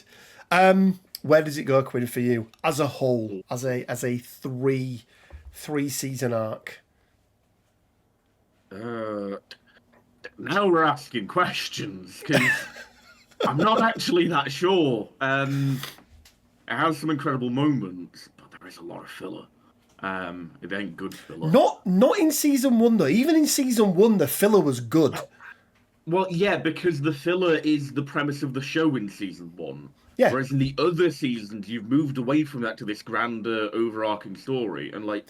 Isn't this a consistent problem with Star Wars? The moment you try and get bigger, it diminishes. If you go bigger, you have to go fully into going bigger. You can't then balance it out with filler, like to help your budget out, because that's just not what people want. And also, I know that there are probably going to be people in the comments going, "The Clone Wars has a bunch of filler in it." You know why I let the Clone Wars get away with that, and it's not nostalgia? Go on. Because most of the filler in Clone Wars, like, still actively achieves the premise of Clone Wars, which is humanizing the clones. That's fair. There aren't any real episodes of the Clone Wars that feature clones that don't humanize them further. You like the premise. I didn't know he was our little Hermione Granger with in our thing, because she's always trying to stop Dobby from being. I mean, what? She's the only character that's anti-slavery in that entire thing, and people wonder why J.K. Rowling isn't the most beloved of people. Let's not go there. Where does it fit? Mando as a whole, I think it goes probably top end of B. Oh, season 3 drags it down that much for you, really? The filler drags it down that much. I like season 3. I like all the stuff of reclaiming Mandalore. I like Katie Sackhoff as Bo-Katan. I like my lady. Your reinforcements have arrived, and the armorer, comes in doing melee with a jetpack. Somebody, and I'm sure somebody has done, but have you ever seen the somebody's put the song "Holding On for a Hero" in when Poe Dameron is like, is there in the thing. Like they could have done it with that as well. I wasn't as much again. When it got bigger, I liked it less. Don't get me wrong. I also really enjoyed Luke's hallway scene. That could have been Cal Kestis. It could have been Plo Koon, like they originally lied about.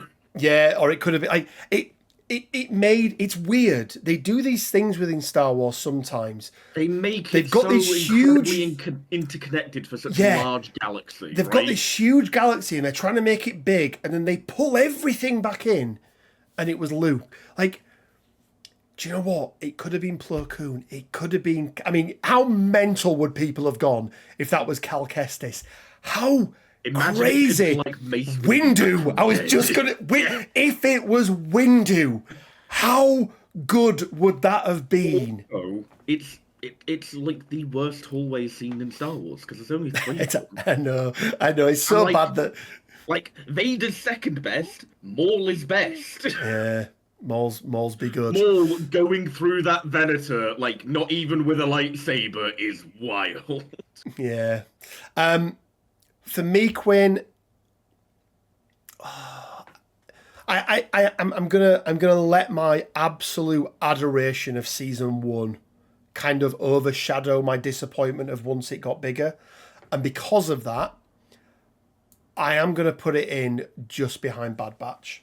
I can't believe you think Mando is better than Revenge of the Sith. Like, come on, man. I do. I really like the first 2 seasons. I absolutely love. Okay, Quinn. Do we have to? The Book of Boba Fett. The Book of Din Djarin. Yeah, this was shit, and then it turned into Mandalorian season 2.5, and it got quite good. I'd argue it was still pretty shit. It got better.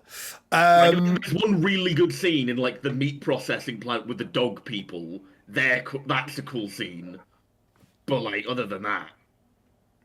they did my boy dirty, right? They did Boba dirty in this. It does have some nice characters in there, Quinn. What's the name of the Fennec Shand. Fennec Shan? Is probably the best character in this. Like, A low fucking bar. it really is. The comedy lady with the pit droids is in it. Don't you love her? She shows up in Mando a lot. That's why it should be lower rated than you put it. Boba Fett for me just was not needed. Number one, it's set on the worst planet in Star Wars. Immediately loses points. I am sick to fucking death of Tatooine.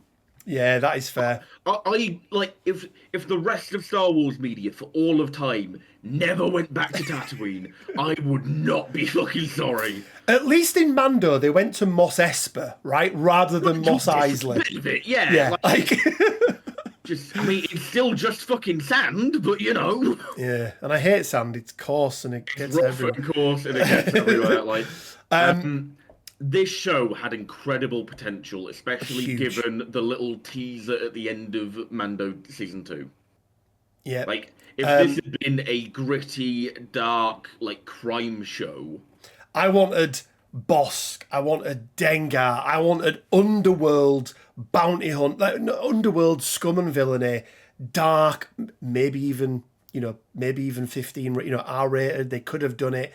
Instead, we got Scooter Boys. the mods, the guys that fit in more on Coruscant than they do Tata fucking Ween. Now, let me ask you a very important question, Quinn.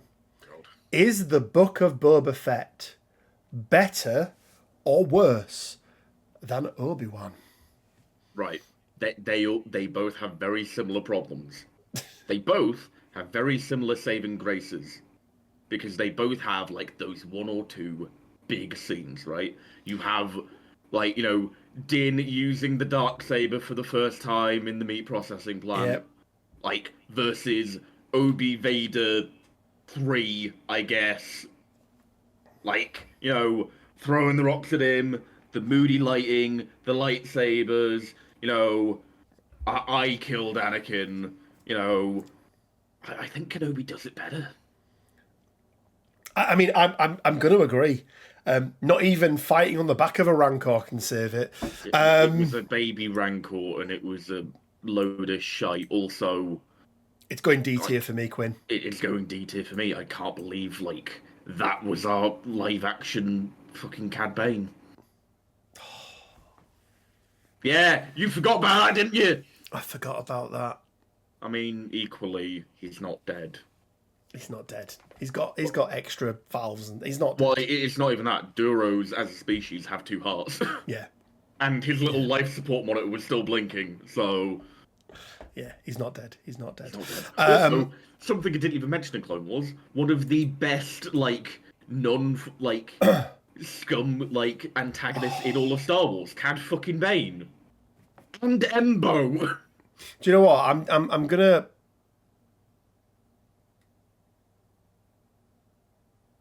I'm moving Mandalorian. Ooh. Season 3 really pissed me off. It's going bottom of B tier. Wow. Yeah. From Yeah, do you know what? The more... As we were talking then, I kept thinking about... Because the end of... The Mandalorian in the Book of Boba Fett is how shit the Mandalorian was in Season 3, for me. And I'd kind of forgot about it, and then I remembered, and yeah, bottom end of B tier. It's also the thing that Star Wars gets away with a lot, is your brain forgets a lot of the chaff. Do you know what? It's probably going to go just ahead of Solo, actually. I think that's fair. Ahsoka, Quinn. Or Star Wars Rebels Season 5, as it's also known. Yeah. There are lots I really, really loved about Ahsoka. I remember, like, 2 things from this show. There is a lot that I didn't like. One of the things, and it's a bit of a consistent thing with the live-action series, the pacing was terrible. I'd also argue a problem with Disney Star Wars live-action stuff. Choreography, not that great. Yeah, absolutely. Things I liked about it. We got some live action Night Sisters, Yeah, which was good. We got live action Thrawn, who Yeah. I'm really glad they brought Mads Mikkelsen back to play like him. all of the memes about The how dad, much he looked dad like... bod Thrawn. Well, no, it was more the fact that he looks a lot like Elon Musk. He does look a lot like, but weirdly, he doesn't look like Elon Musk until they've turned him into Thrawn. Yeah, it is weird how that works. Are we saying that Elon Musk looks a little bit alien? Yeah, maybe. I mean, I'm not saying he's a lizard, but you know, I loved. I really liked Rosario Dawson as Ahsoka. I thought she was really good. I really liked Sabine, the girl, and I can't remember her name, so apologies. It's Natalie Lee. Yeah. Is that what her name is? Something like that. So I really liked her. I really didn't like Hera's. Whoever played Hera. What, you mean Ewan McGregor's wife, Mary Elizabeth Winstead? That's the one. Yeah, just thought she was very flat. Very, very flat with it. That's because Hera had basically nothing to do the entire show.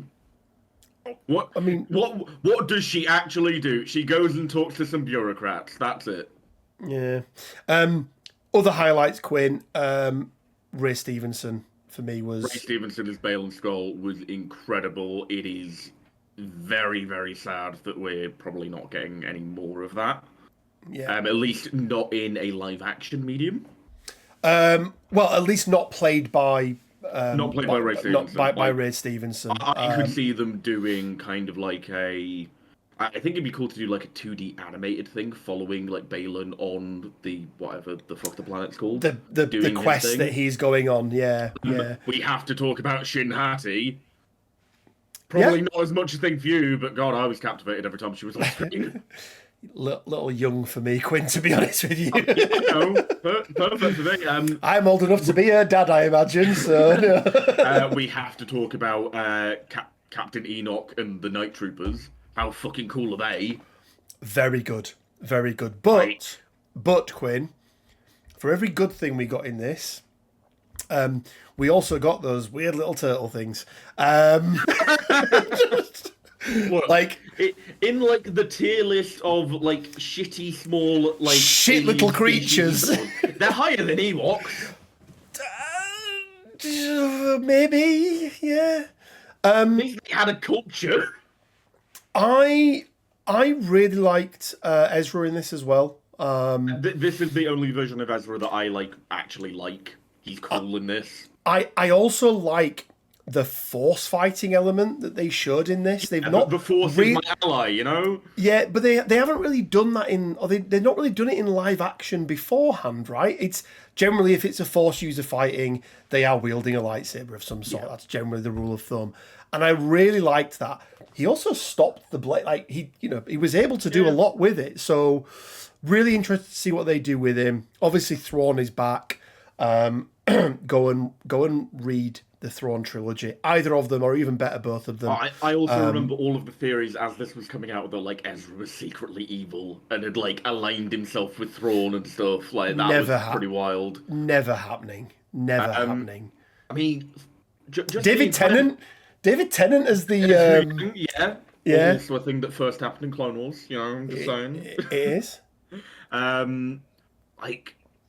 really like just the notion of Thrawn teaming up with other Galaxy Night Sisters. That is a wild thing to think of. And, I'm very interested to see how that works moving forward, right? Yeah. No, I really do like it. If we can get a live-action Talzin... resummoned, Spirit Talzin could be absolutely insane. Yeah. But it wasn't without its flaws, Quinn, was it? It's again, it could have been a movie. It could have been a 2-hour movie. It took a very long time to get to that other galaxy. Yeah, it could have been a 2-hour movie very easily. 2 hours 30 minutes, something like that. I don't know. Maybe a couple of movies. I don't think you can necessarily condense all of that into just one. Maybe. It's probably as well the most you really needed to have watched Rebels for this to make a lot of sense. Only disappointing thing was we didn't get Force Ghost Kanan. I really thought we were going to get it, because that is now every member of the original Ghost Squad has been seen in live action, because we did get Zeb Aurelius in the bar scene. Was that Mandalorian or Book of Boba Fett? It was Mandalorian, wasn't it? Yeah. But yeah, so where are you putting it, Quinn? Where does Ahsoka sit for you?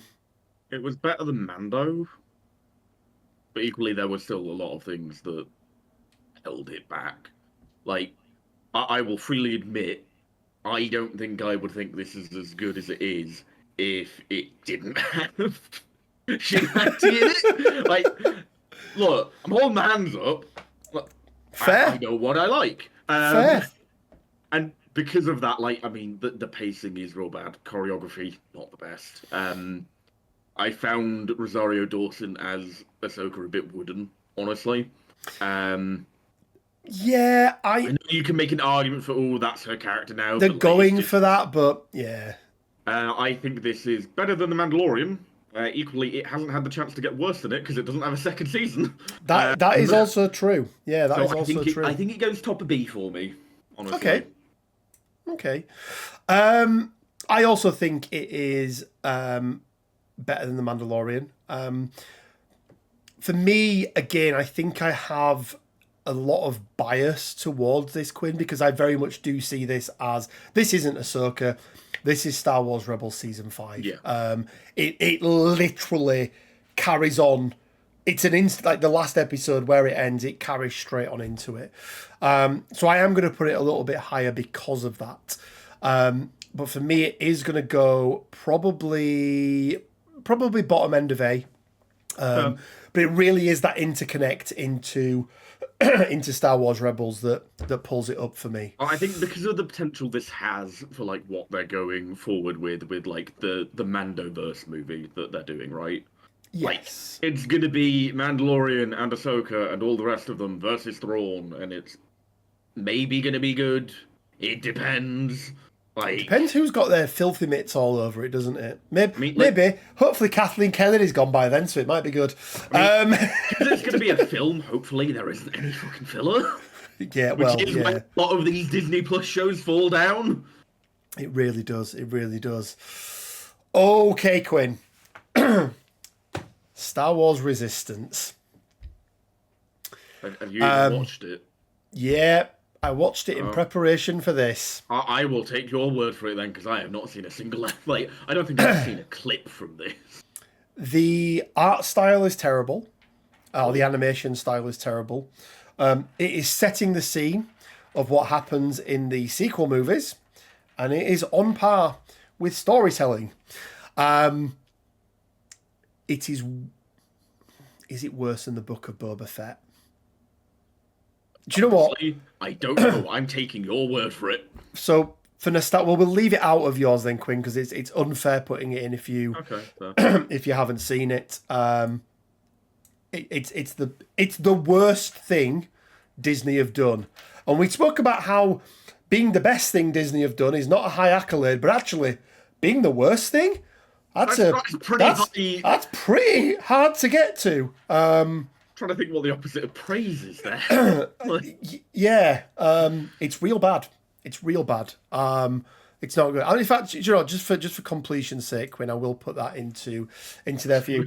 and Boba Fett wins out for me, Quinn, because at least I gave a shit.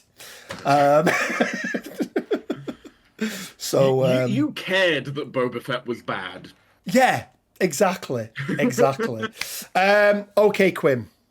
We are on to the sequel era. Well, I mean, technically we're already in it because of Star Wars Resistance. It's the best era of Star Wars. Everybody loves it. Oh, boy. The Force Awakens. You know what the funny thing is, Rich? Go on. Like 15, 20 years from now, there is going to be somebody like me that grew up on the sequels and adores them. Oh, God. Really? And maybe I'll be doing my own tier list with them. Oh, dearie me. You know, you'll assumedly have like drank yourself to death by then. But... I don't drink that much anymore.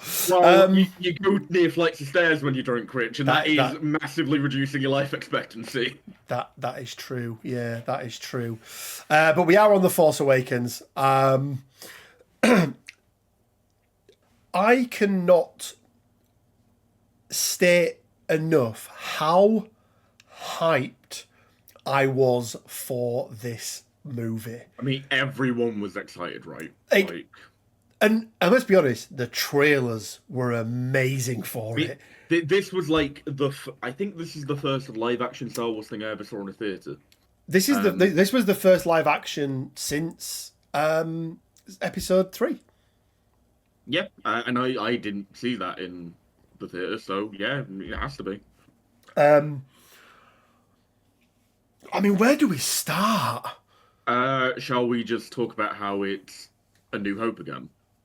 I mean, it's the same movie. Identical to, like... I mean, first of all, right, you're a Disney exec. You've just bought, like, Lucasfilm. You're setting up for, like, you know, your new cash cow, Star Wars. Do you not think it would have been a good idea, if you're setting things after the original trilogy, to have the first film be the one where all of the old cast kind of pass the torch, and then the other 2 films are, like, you know, the new cast doing their thing? You know, I think that would have been a better idea than shoehorning 3 very old people, a number of which you don't really want to be there, like, into these films. I think all of which didn't want to be there. I think Hamill wanted to be there in the beginning. Didn't Harrison Ford say, "I'll only come back and do it if you kill me"?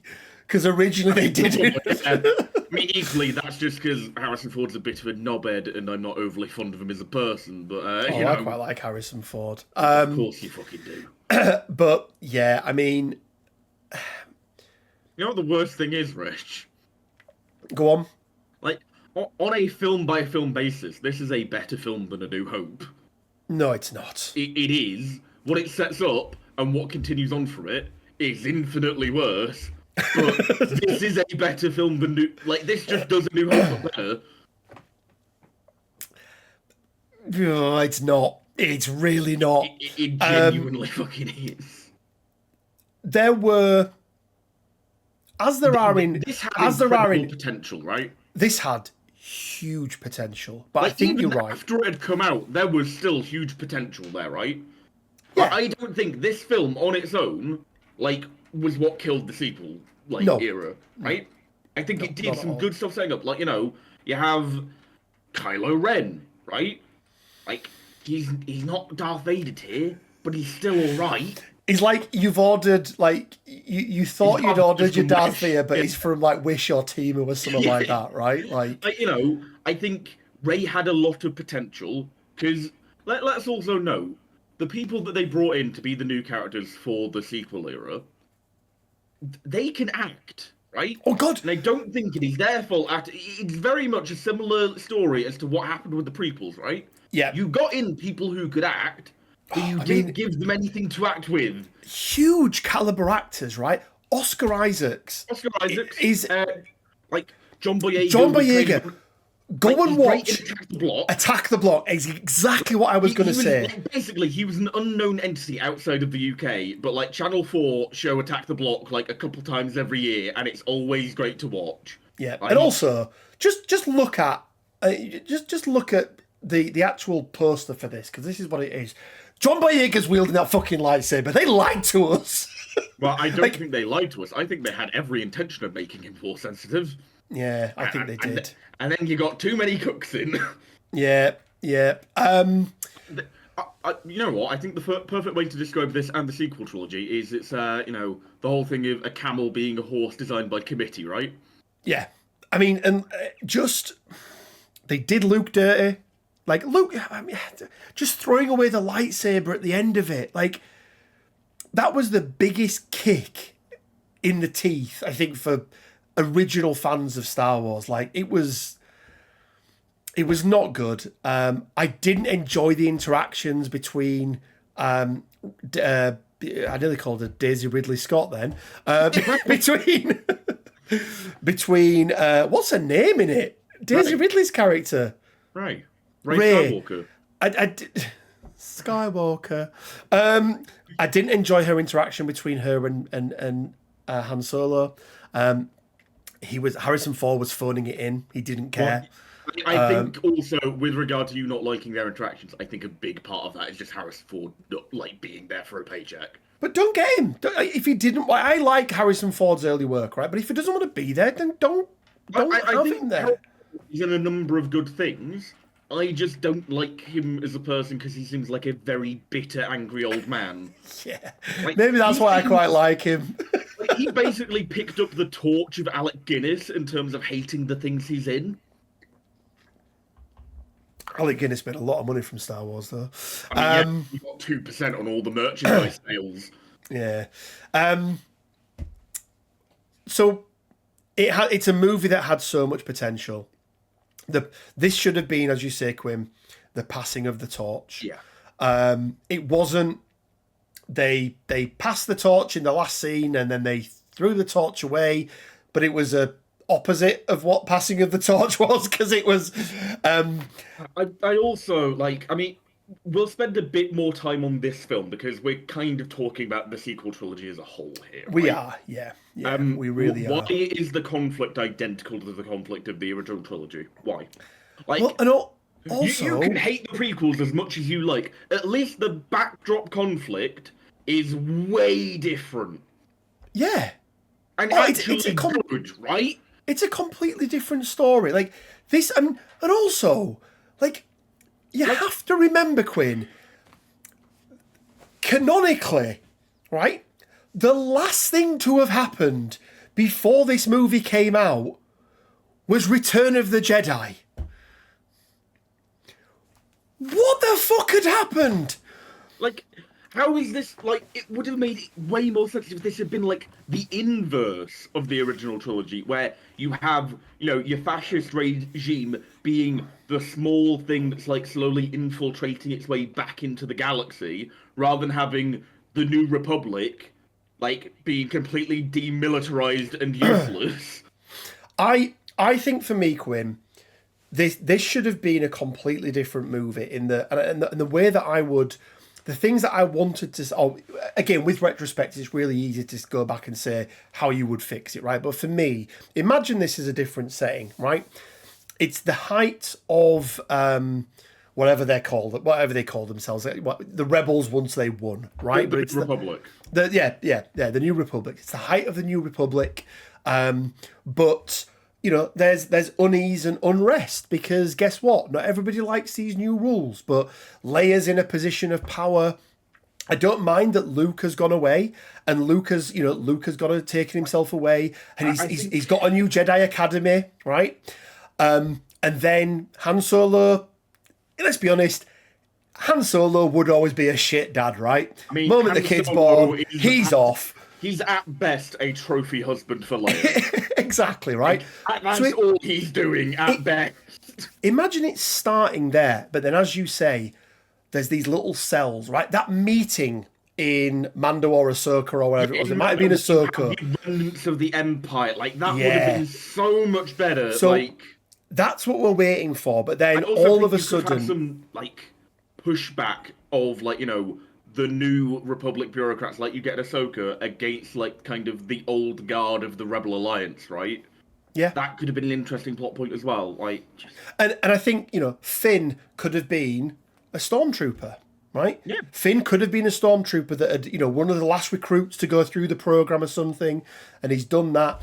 And then the thing that tips the balance for the First Order or whatever they end up calling themselves is what happens between Luke and Kylo, right? We still show that there's something that happens between them, and Kylo runs off, or not runs off, but Kylo, throws his toys out the pram as he's prone to do, and he goes and joins that remnant, and he's the one that then is kind of the catalyst behind the first. And things happen in that movie that then become the passing of the torch, and we transition into your Poe Damerons, we could have seen what Poe was doing under, hating the fact that there's all this bureaucracy and stuff. Yeah. And that then would have been like, okay, now, so from halfway into the movie or towards the end of it, Leia can die, Han can die, Luke can just go and take himself into isolation like, like Yoda did. And we transition into the new characters. And I mean, if you really want, you can just have Luke die to Kylo. Like, you can have that moment of, like, not that he's bested in skill, but that moment of, I don't want to kill my nephew, and that's what gives him the Kylo the opening, and that's what fully cements him in the dark side. Everything that Luke does for Rey is Force Ghost Luke doing it for Rey. Or, and I think this could have been very interesting, and it is a massive departure from like what we have. What if because there's kind of the whole thing in like the last film where they're doing the whole will they won't they swap places with Rey and Kylo. I think if you start off with Rey as like the apprentice, like Force user of the First Order, and then there's a couple scenes where her and Luke meet on the battlefield, where they're like maybe they're hunting after Force relics or something, and there's a couple moments where Luke keeps reaching out like an olive branch of you can come to me, you can be free of this. Yeah. And maybe either she's there when Kylo does the switch, or she feels it through the Force, and that's what sets her on her hero's journey. Yeah, so much potential, utterly wasted. I will say, Quinn, this is not the worst of the sequels. Where do you put The Force Awakens? I'm gonna put it in C, probably just behind A New Hope.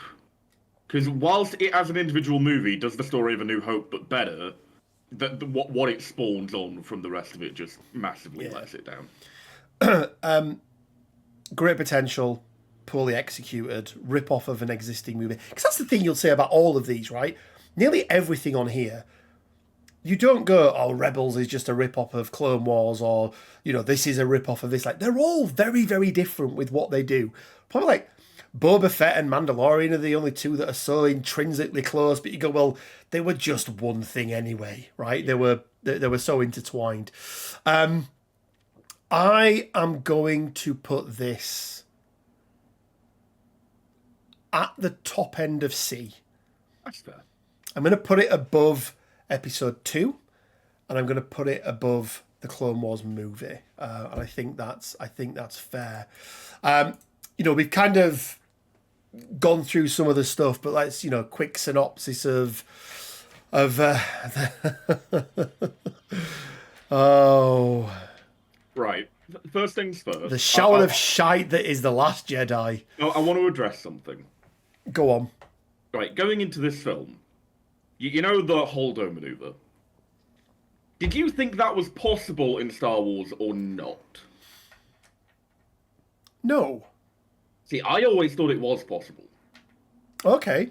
Because what is it you're referring to there, Quinn? Admiral Holdo, the lady with the purple hair, turns around the Rebel transport and enters hyperspace through the First Order fleet.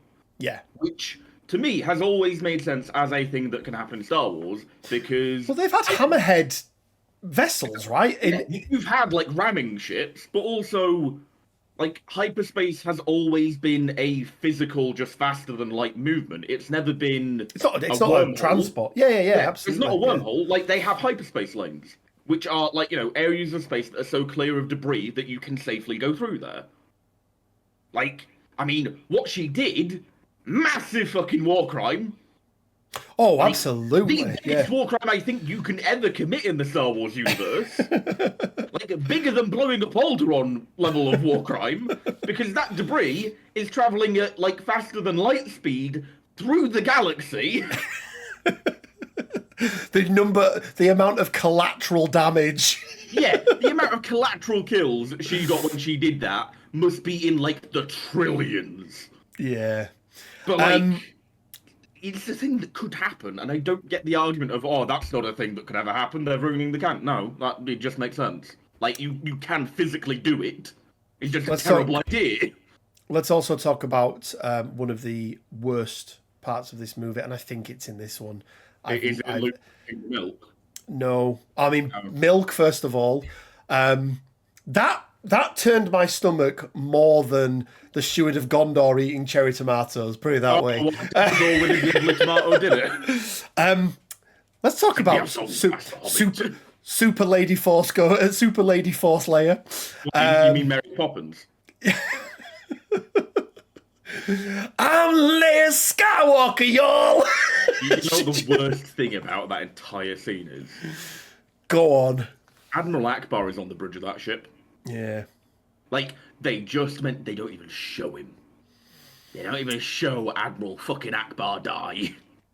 They say, oh yeah, he's in the command, bridge of this vessel, and now everyone there's dead. Yeah, this was this Rian Johnson's movie? I can never remember who. Johnson's, yeah. Yeah. The thing is, he can do good stuff. Like we've seen Knives Out. He has done good things in the past. Equally, he did also do The Glass Onion, which definitely a departure from it, but still not as bad as this movie. Why did they go to the casino planet? Oh, I forgot about the casino planet. Everyone forgets about the casino planet. It's awful. Oh, and also Benicio del Toro is in this film, and he's just really bad. Underused. Just look at the actors they had in this movie, Quinn. It's so bad. I'm going to say it now, Quinn. Is this the worst live-action Star Wars movie we've ever had? Is the next one worse? That's what I'm toying around with. Because at least in this one, they don't bring Palpatine back from the dead. Also, have you ever seen, and we're jumping into the next one now, have you ever seen the fight scene against they're not the Imperial Royal Guard, are they the Praetorian Guard? The Praetorian Guard, yeah. Have you ever seen that slowed down? And that there is a good half a foot between where things should be colliding and they never do and stuff. If you're going to talk about that, are we going to talk about Luke's kick in Return of the Jedi? No, well, I rated that lower, so that's fine. You know what that doesn't happen in, Rich? The prequels. They had the best fucking choreography in the series. They did have. They had Ray Parks as well, who was very, very good. This is shit. The question is how shit. So, isn't this the one with the fake out death for Chewbacca as well? I think it might be, yeah. No, and that's the next film. That's the next film. Oh, is it? Okay. Yeah. This is the one where fucking dagger. This is the one where Luke dies, right? It's the red. Yeah. It's Salthoff. So, yeah, I mean, what is that? I think that was a cool idea. I just don't think you put it in the sequel trilogy. No. I like the cool crystal foxes they had. They were cool. Oh God, I've forgotten how bad Rose was. Oh yeah. I mean, equally, what happened to that actress is that was disgusting, by the way. No. She didn't write that movie. Yeah, absolutely disgusting. I mean, it's a habit that Star Wars fans fall into, given what happened to Hayden and Jake. Yeah, Phantom Menace. Ooh. Yeah. Where does it go, Quinn? Where does this movie go? I'm going to say it out there. It is not as bad as the Star Wars Resistance TV show. I don't think it's as bad as Book of Boba Fett. I think you might be right. Is it better or worse than Kenobi? Kenobi has one redeeming moment in it. What are the redeeming moments in this? Good question. Very good. No, okay. There is one very good redeeming moment in this that is completely destroyed by the next film, but it is not this film's fault. Kylo Ren saying to Rey, "You're a nobody." Or is that? Yeah. Is that? Yeah. The notion that Rey is not from some stupid bullshit lineage of Force users is so much better than what we got. I will give you that. Do you know what I'm going to do, Quinn? As a redeeming moment, puts it above Kenobi for me. Yeah, I'm going to... What this did, whilst it wasn't a great movie, the baton that it passed on had very high potential. Could have been very good. I'm going to put it just below episode 2. Yeah, so basically you put it in the same place as me, pretty much. Yeah.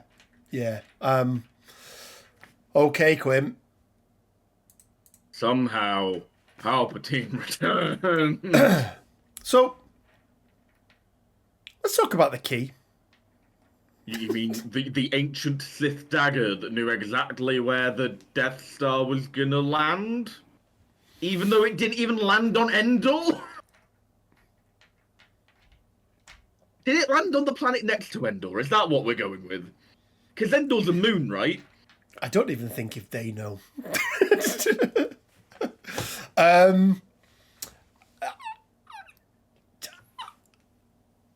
They fly now?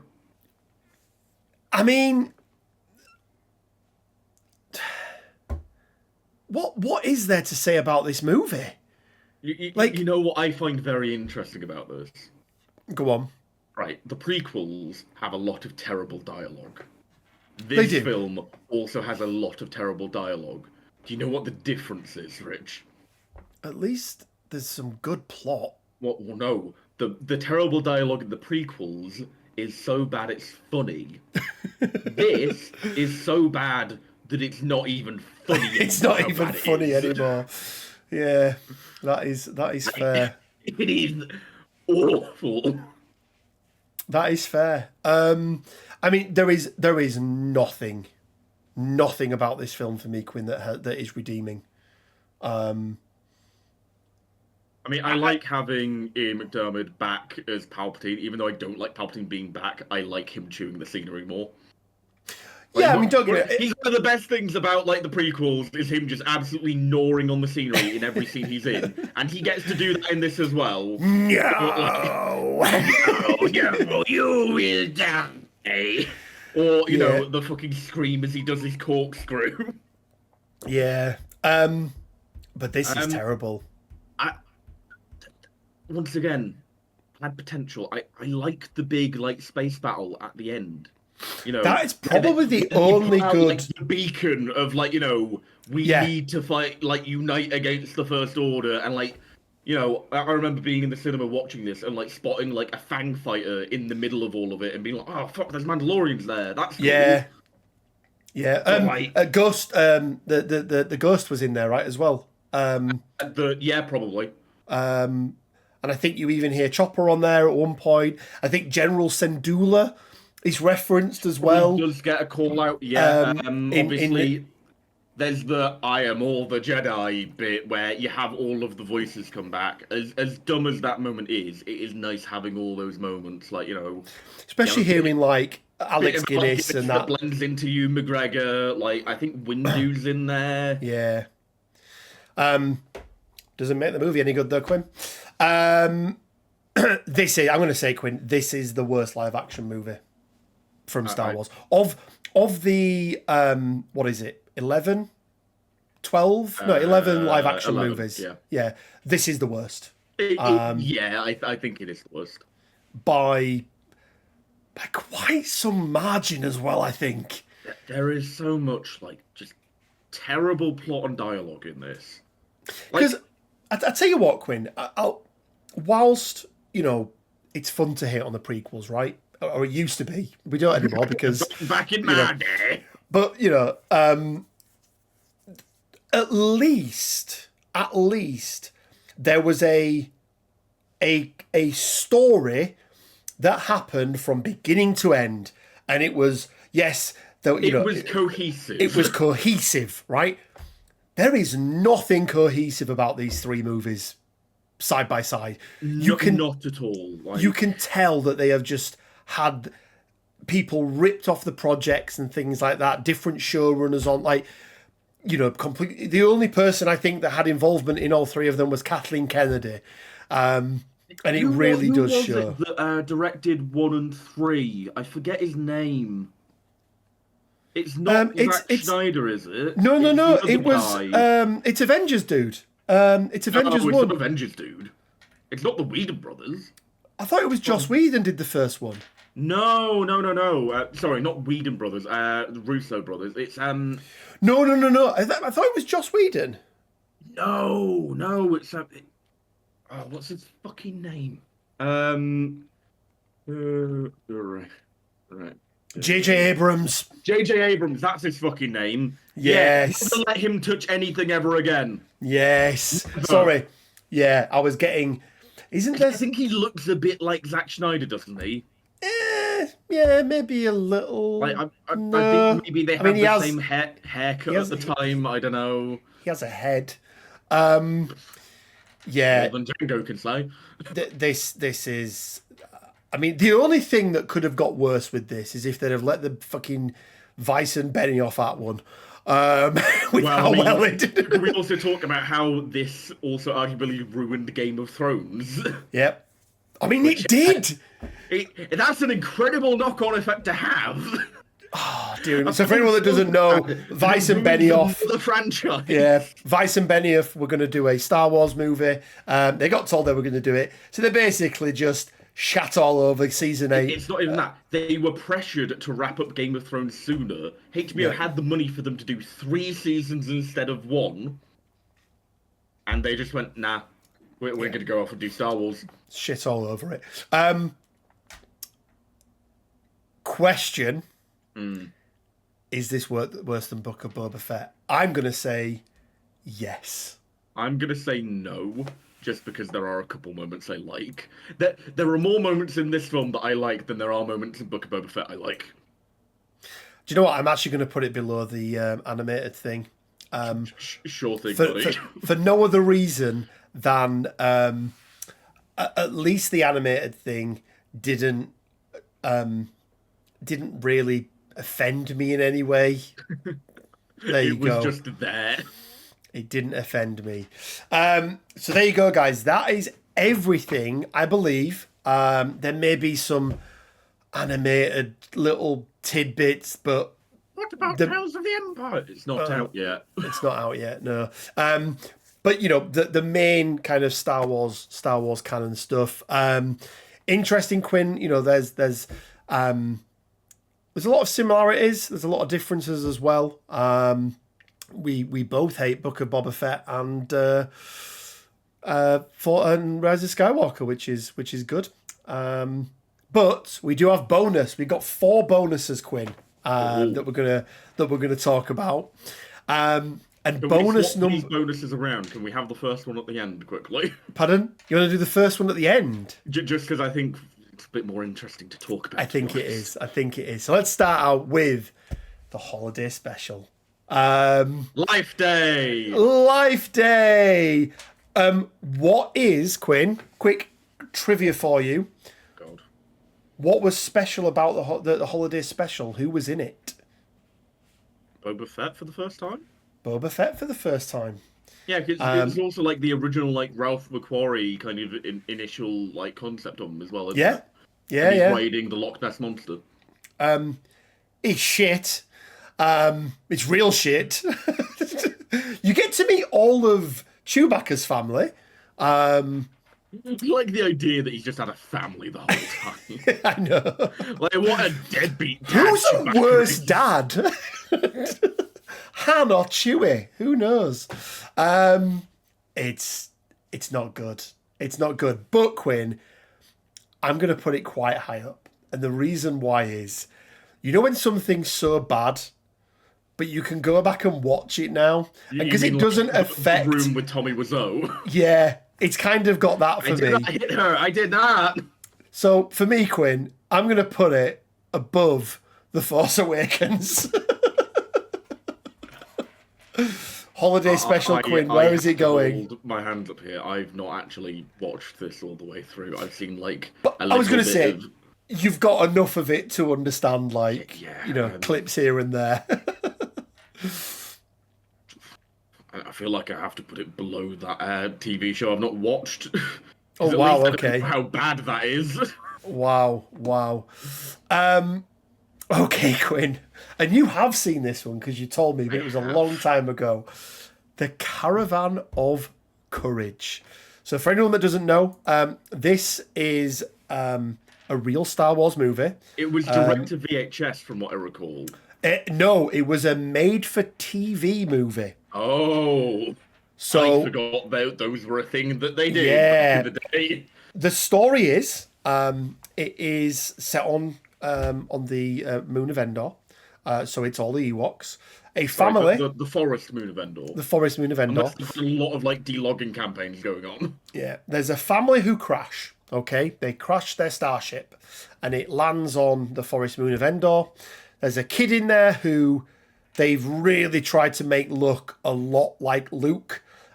He's even wearing like the orange jumpsuity type thing that Luke wears when he's piloting the X-Wing. There's a little girl in it. This happens after Return of the Jedi, but for some reason, the Ewoks have completely regressed and are acting like they've never met humans before. Are any of the Ewoks from... Wicket is in it. Well, at least... what's his name? Who plays Wicket? His wife just died, didn't she? Yeah. Warwick Davis. Warwick Davis. So Warwick Davis is in it. Do you know what? It's a kids movie, right? It's a kids movie. It's all right. Like it's okay. Like it's. I get what they were trying to do. Is it worse than the Rise of Skywalker? No, it's not, Quinn. It's not worse than the Rise of Skywalker. It's a fun little thing you can watch with your kids. I'm going to put it at the bottom end of C tier. I remember renting this from Blockbusters when I was a kid. It was so fucking bad. I thought it was a bootleg Star Wars thing and not a real Star Wars thing. So, as someone who watched this as a child, I don't know whether you watched this as a child. Yeah, I did, yeah. But child me realised this was so fucking bad it probably wasn't even real Star Wars. So I think because of that, it has to go to the bottom of D tier. Oh, no. Below... Wow. And then we have the Battle for Endor, Quinn, which is the second. They made two Ewoks movies, Quinn. The first one was that well received. This one is really weird, Quinn. This one, I genuinely believe, was not ever supposed to be a Star Wars film. Because there's weird, like, witches and a magician in it. Yeah, and they're Sumerians, mate. No, they really weren't. They really weren't. It's almost like they made a... like during the 80s, it was like you had all those like swords and sort of swords and fantasy type movies. Sword and sorcery, yeah. Sword and sorcery type stuff. Like very kind of Conan-y type. Conan-y, yeah. There was a few, loads of others that there were. And, they were generally like B-tier movies. It's like they made one of them and then went... B-tier, really? Or were they C-tier? Yeah, probably C or maybe even D-tier. Yeah. And it's like they shot the film and then went, oh, maybe we should make this a Star Wars movie instead. And then they just added in bits. All the family have died, apart from the little girl. She's back. And that's the only connecting strand... Her and some Ewoks. I don't even know if Warwick Davis returned for this one. And I mean, if Warwick Davis is turning down work, it's got to be bad. The guy was Leprechaun. Just remember that. But still, Quinn, I will put this just ahead of The Rise of Skywalker. You know, the really funny thing is, Rich. Go on. I know for a fact I've seen this film because I remember renting it at the same time as Caravan of Courage. so I've definitely seen it. You know what the funny thing is? Go on. I do not remember it at all. I know I've seen it, but I cannot tell you a single thing about it. I can't even tell you I can't even remember the main color that's on the screen for the majority of the film.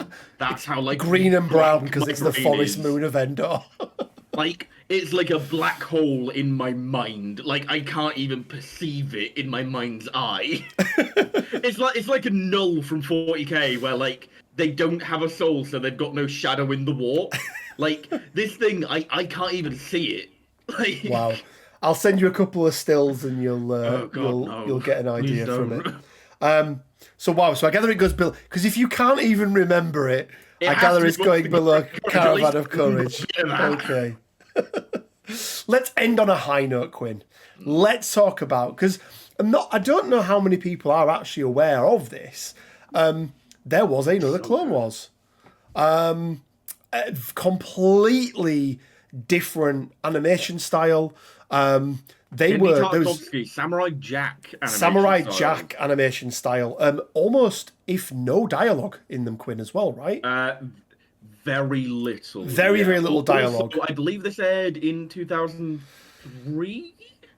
2002, 2003, yeah, something I like believe that. it came out before Revenge of the Sith. So people that had seen this and then went to watch Revenge of the Sith had all of this extra backstory, and it does tie into Revenge of the Sith. It does tie in. Yeah, it really does. But it's not canon. It's worth pointing out. It is not canon.